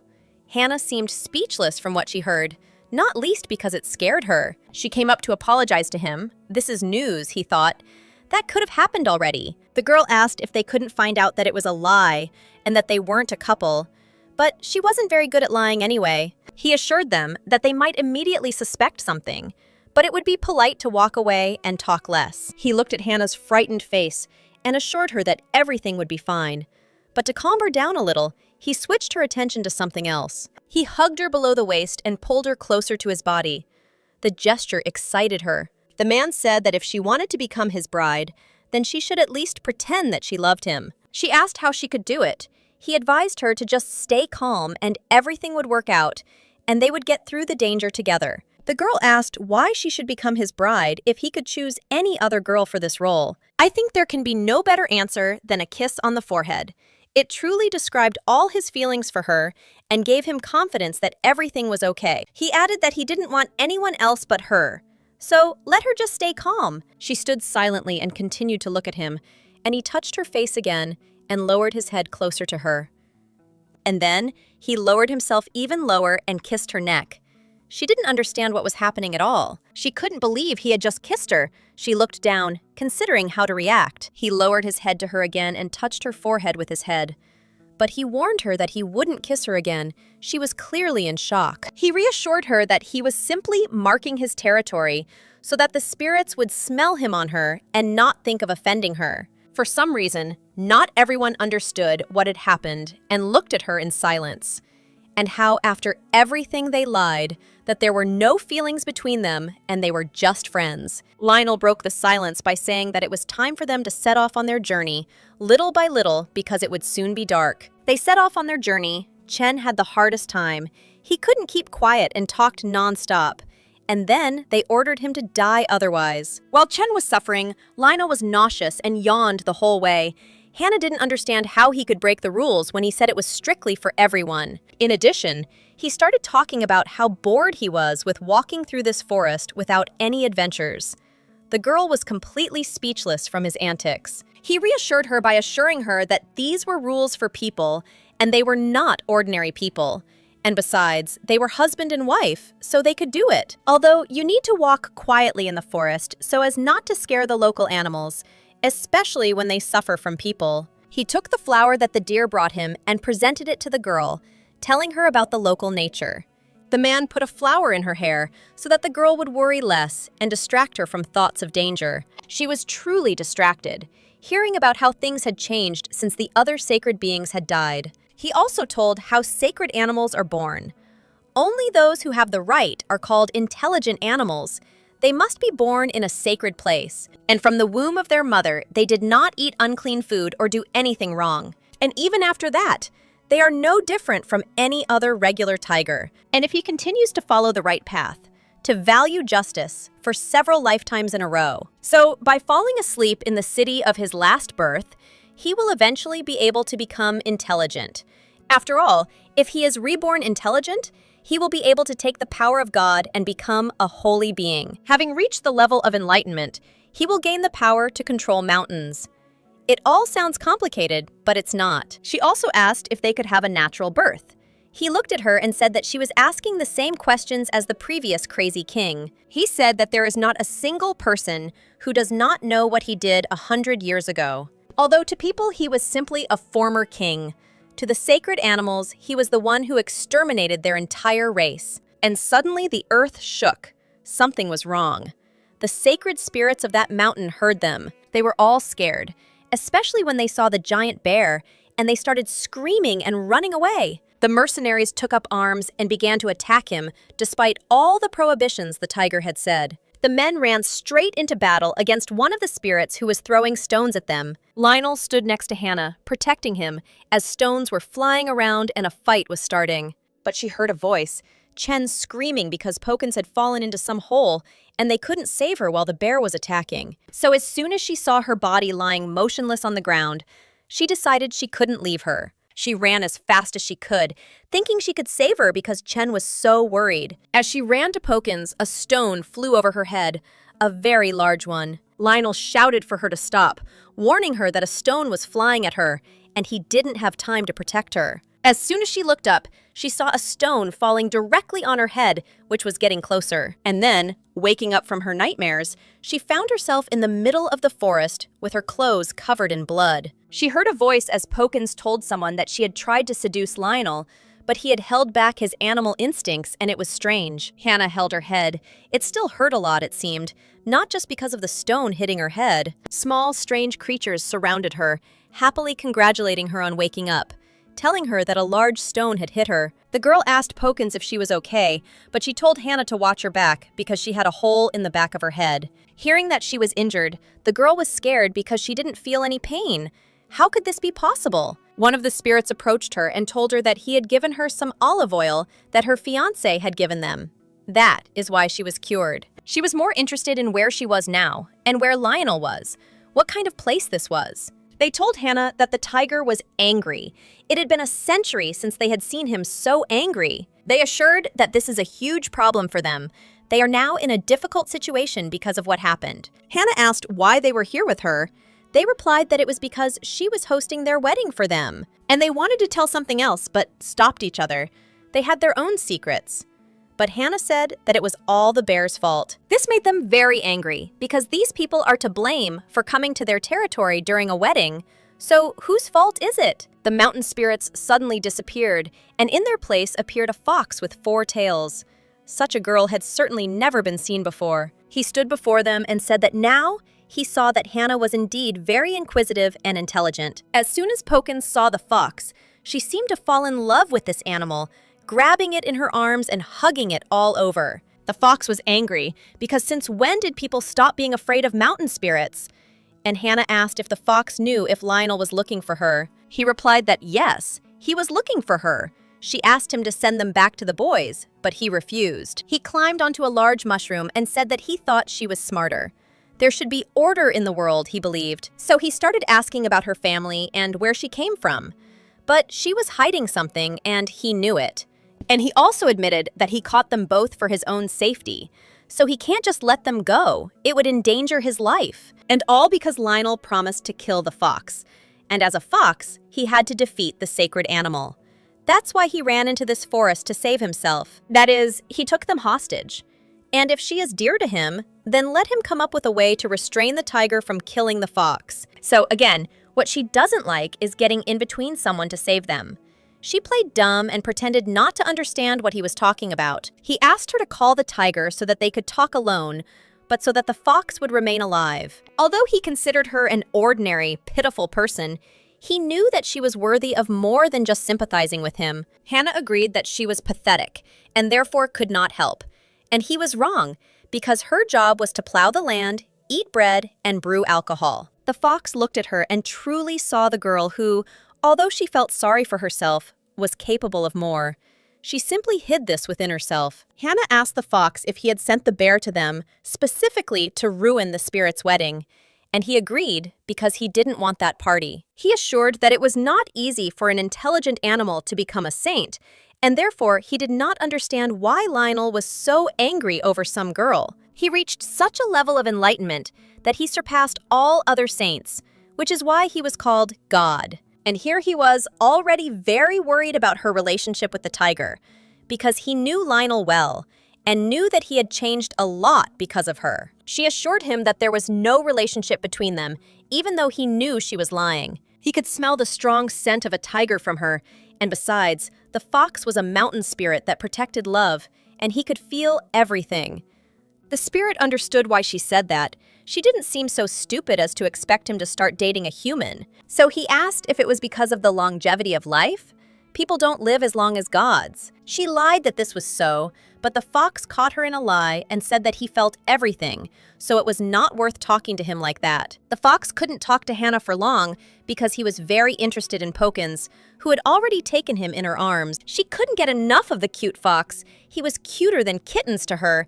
Even though he reminded her that he was a spirit and not a toy, it didn't seem to work. Hannah told the fox that if he sent them back to Lionel, he wouldn't harm him, she was sure. Pokins listened to their conversation without understanding anything, because she was more interested in the fox's fur coat. The fox told her that he planned to quietly kidnap them, but everything changed when he pierced the back of her head, and now the tiger will not forgive him for this.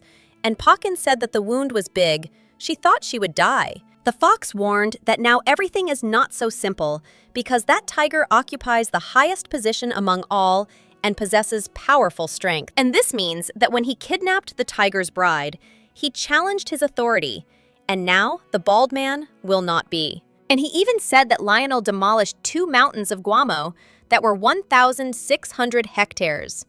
But a tiger has the power of a god, so nothing is impossible for him when he is angry. She found it funny that supposedly holy beings were arguing among themselves like little children and couldn't talk. The fox said one phrase, that where God came, there would be no more life.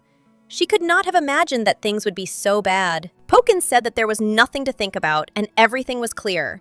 Lionel was evil and had no children. Everyone would burn. And since she liked Lionel, her disappearance brought his wrath upon them all. Hannah suggested that Pokins go to his place and sleep with him if it would make her feel better. It wasn't really Hannah's fault that they attacked her, but Pokins didn't think so, and the fox remained silent. Pokins stood up and said that she was right about one thing. It was time for her to finally do something to bring them home. Now, only she could talk to Lionel, because hostages could die at any moment. But the hostage here was a fox. She hated being responsible for another person's death. Since childhood, people had dictated to her how she should live and what she should do. Pokins was angry to hear that Hannah wasn't going to solve their problem just because it wasn't her fault. After listening to the conversation all evening, Pokins was already angry, and she didn't believe how anyone could survive such a blow. She asked if Hannah was really human. Where did she get these questions from? Is Hannah's plan starting to fail somewhere? So she confidently replied that yes, she was human. A very ordinary human, probably. Pokins started to draw her sword, threatening Hannah to finally start doing something. She ordered the girl to promise the fox that she would be able to protect him, and he would let them go. Otherwise, she won't let Hannah go until she follows the order, because Pokins will choose any option to keep her ass alive. Hannah smiled and said that now she understood why Lionel warned her to be careful with Pokins. He did understand people. The girl got to her feet and said that then she had no choice but to call the tiger. She used the relic to summon him, said words in which she begged Lionel to come to her, and that's exactly what happened. A bright light that blinded them all went straight from nowhere to her hand. And then he appeared and his yellow, predatory eyes. She covered her face from the bright light, but was incredibly happy to see her beloved cat. He stood in front of her, all excited, because he had been looking for her all this time without stopping, and believed that everything would be fine. And the two of them were lying by the tree on the side and watching everything that was happening. It seemed they were preparing for their sentence. Hannah took Lionel's hand, and they looked intently into each other's eyes.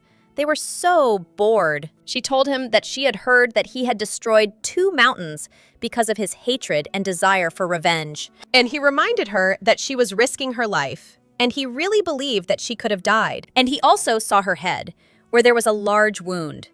When she saw his eyes, she realized that he was not joking. They were waiting for her to finally remember them and ask him to have mercy on them. He asked why she ran then. She could have just asked him to save her, and he would have helped right away. But it had gone too far. She thanked him for his concern and said that she would like to do everything herself, so she refused to ask him for help. The girl was very excited and replied that she could not always count on his help. One day, she would be left alone. In reality, she didn't want to feel indebted to him. If it weren't for those thoughts, maybe things wouldn't have gotten this far. He had no idea what her life was like or what she had been through, so he couldn't tell her what to do. He told her that he really hoped that she would start to trust and rely on him.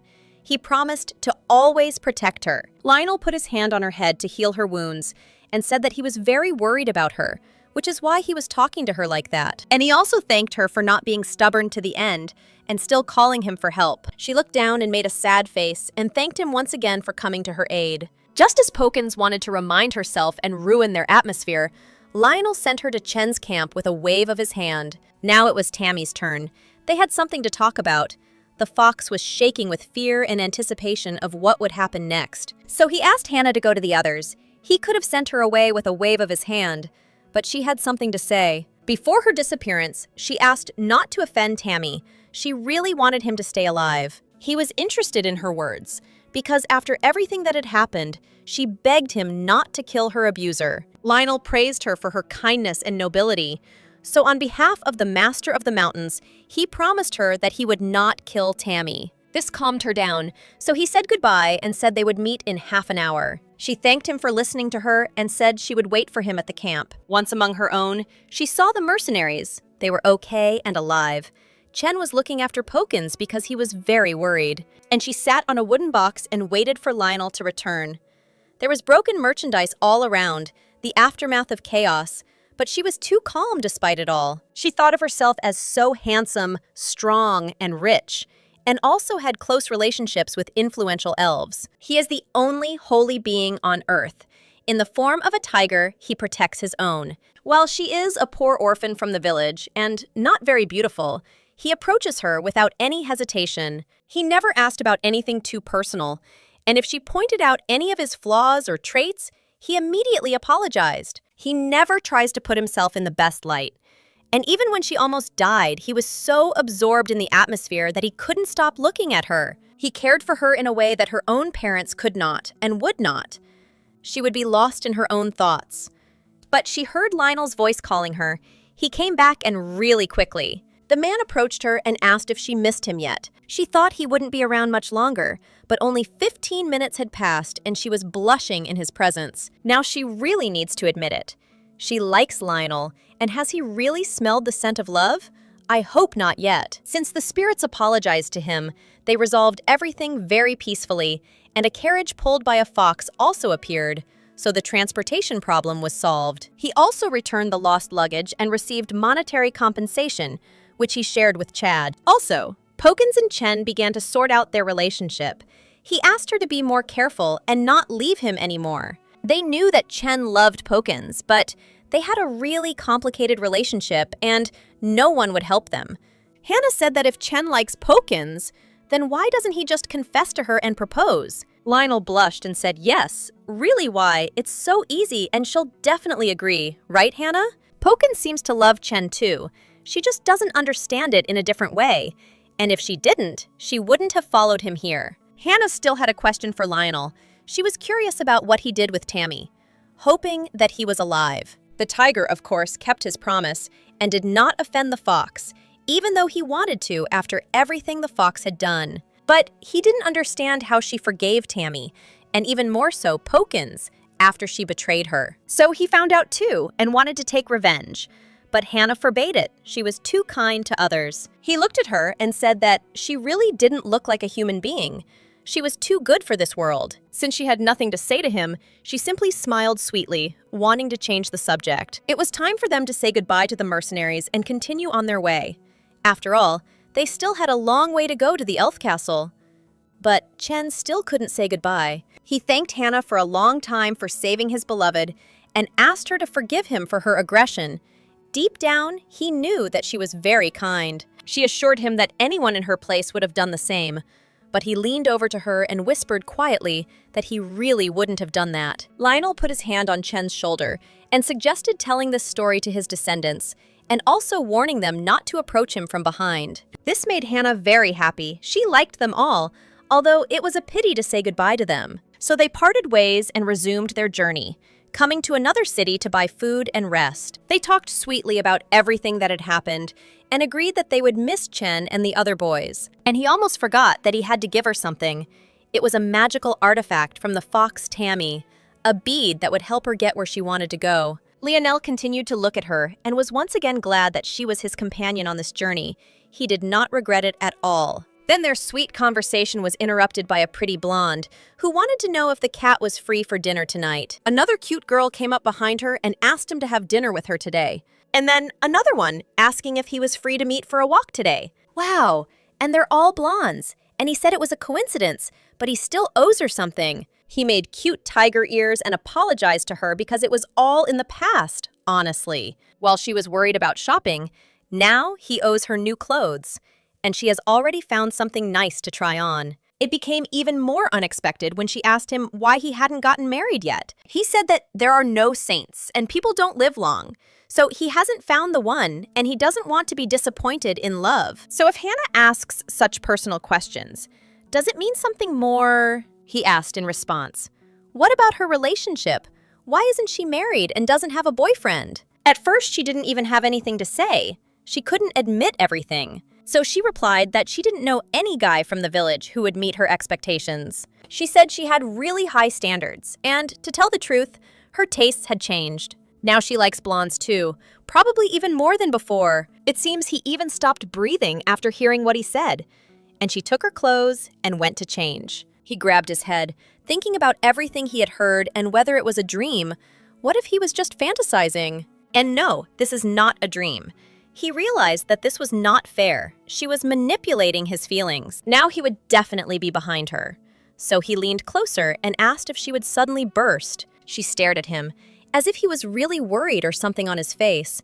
And she was just thinking about it. She said he tries too hard to get people to like him, and he's starting to act like a real person. The longer he lived with people, the more he felt the need for understanding from others. At first, he was very different from a god. But now he seems to have merged into their collective. But he knew that he was different from people and would never become one of them. And he might have wanted to live his normal life. She felt sorry for him. She saw how upset he was, but she wondered if she could do something. He always just wanted people to be honest with him and tell him when they weren't comfortable, which is why he became a mercenary. And all because those shitheads are terrifyingly straightforward.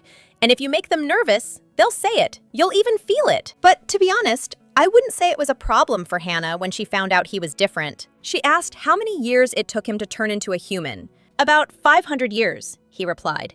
And since tigers don't live in packs, it takes a very long time to meet a good person. If he had only met someone like her sooner, he might have become more humane long ago. She was angry that he was joking, but there's a grain of truth in every joke, isn't there? And in the end, he said he would take care of her, because she had dropped everything and followed him without even knowing him. Moreover, it was not difficult for him, and he even liked taking care of her. She silently watched him, remembering certain moments from their lives. And he also remembered that the last time he was cold to her for no reason, she didn't take offense and treated him kindly. Usually he ends his relationships immediately, but this one was different, something special. That's why he told her that she was an amazing girl whom he had never met in his entire life, and he had lived a long time. He noticed that she understood his whims and forgave his enemies, so he gave her another chance. After all, as Hannah says, everyone makes mistakes, and they need to be understood, which is why he wants to smile at other people more. Of course, everyone can make mistakes, said Hannah, but she warned that it's not always worth forgiving, and it's better to trust your heart. What a pity that Hannah wasn't born earlier and he didn't meet her. And he was inspired and said that he was sorry because he had not known about such kindness and forgiveness before, so perhaps everything could have turned out differently. She listened to him carefully and asked if he really wanted her to forgive Tammy. He smiled because she recognized his desire. He had really wanted it in the first place. He didn't insist. He just wanted to see her decision. Forgiveness is a personal freedom, and yet she showed mercy to him. She assured him that she just didn't want to make a fuss about what happened. She didn't consider it a big problem. They had to get up very early tomorrow, so they went to bed because they were already very tired. But Hannah still hadn't closed her eyes and was looking at her cat. He was sleeping soundly and purring softly, and her thoughts about him never left her, although it's difficult when everything is mutual, but both of them are silent. She thought about magical animals and whether they all looked like him. Human-like and yet miserable. The former king, if he hadn't been so cruel to them, everything would have been completely different. They were creatures who sewed, absorbing the mistakes of people just like Lionel. Then they tried to understand and accept, but only one did not accept such a fate: Lionel Milliard. He could not stand the destruction of the sacred animals, so he went against the king. The former king felt no guilt at all for killing small animals, those who accepted people with all their sins. He suffered misfortune, but he hoped that she, born of his mistakes, would live this life happily, on the land from which the gods departed so that she could be born. The only daughter of the former king, Hannah.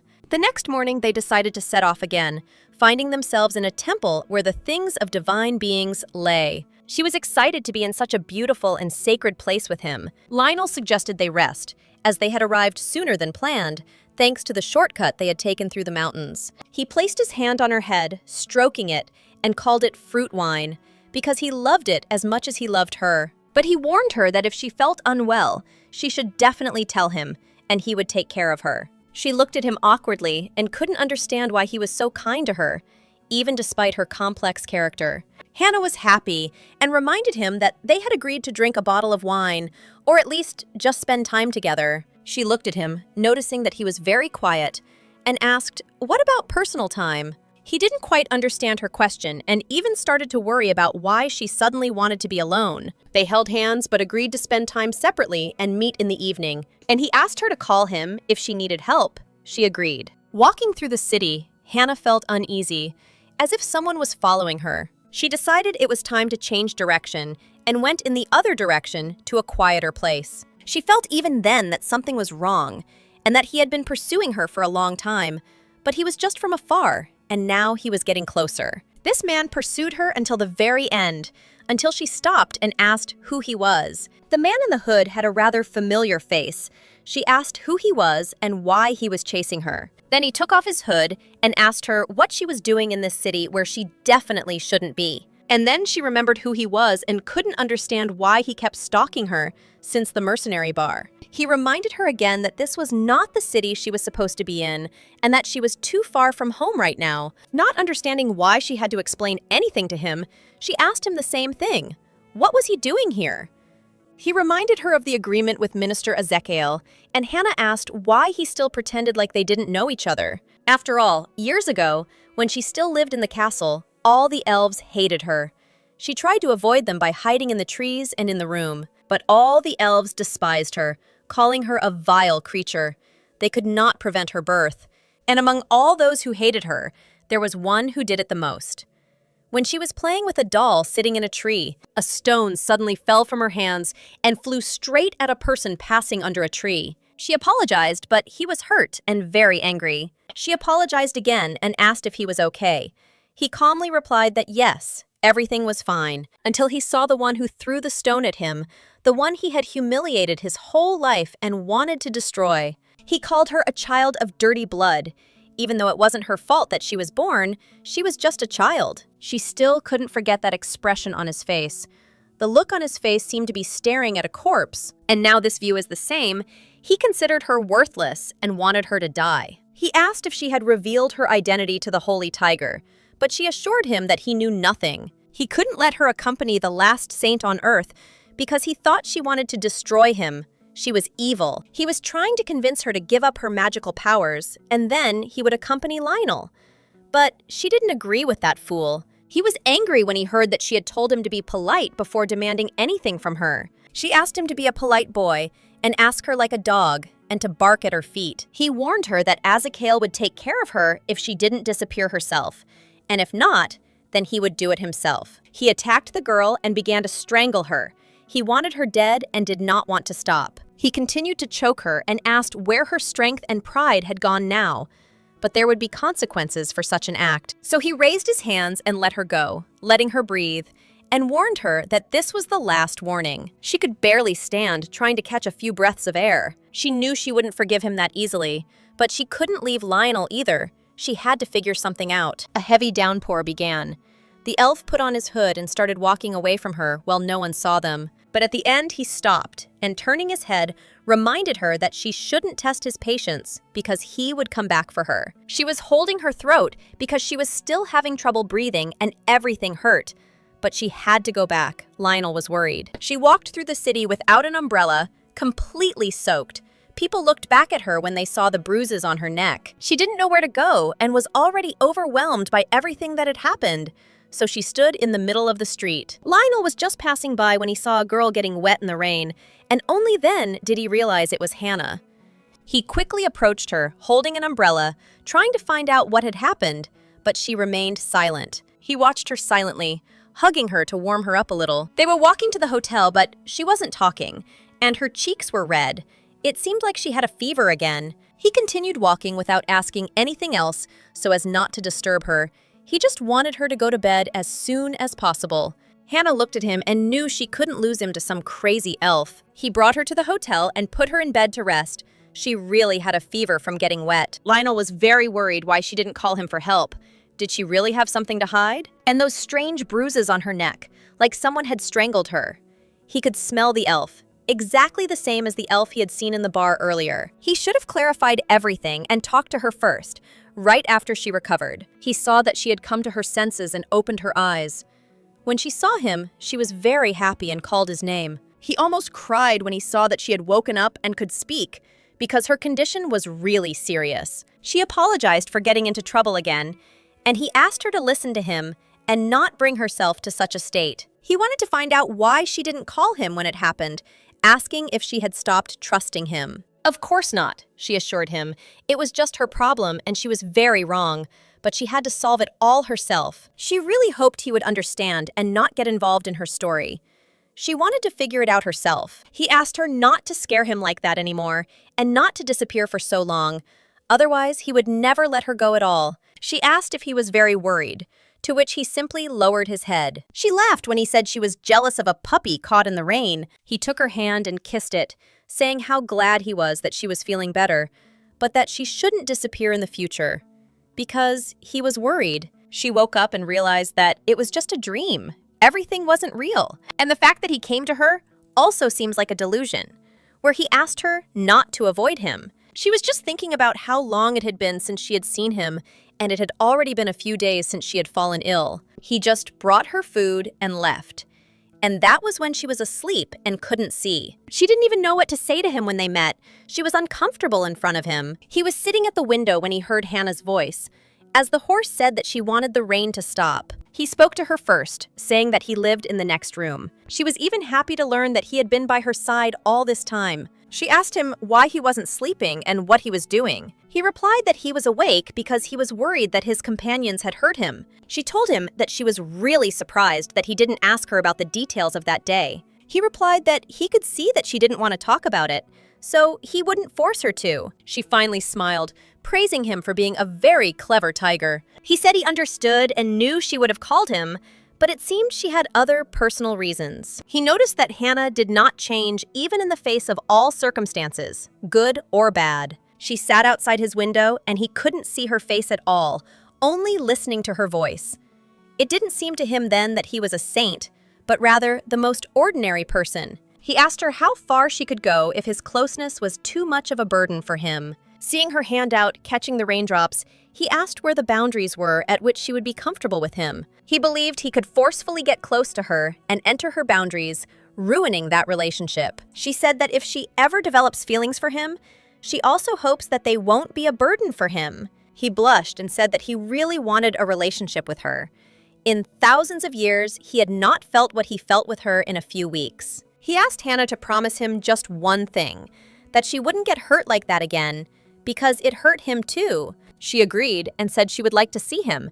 She really wanted to run up to him and hug him, and he wanted to tell her a lot, but it was too late for that. So she wished him sweet dreams, and he thought about the day he would find that elf for revenge. He felt that she was too closely connected to the elves now, but he was sure that if anything happened between them, he would find out. And he was more than sure that Azekale was connected to this, and that's why they would need to meet. At the same time, Azekale was also thinking about them, having heard new gossip about the girl and the tiger going to the elves together. He said that so much time had passed, and he had been waiting for that meeting for a very long time. Hannah woke up feeling very refreshed and sleepy. She was happy to start the day by continuing her journey. Lionel came up behind her and asked if she had slept well because she looked much better and healthier. She watched and didn't understand why, after everything, he decided to act as usual. He invited her to breakfast because he ordered it in advance.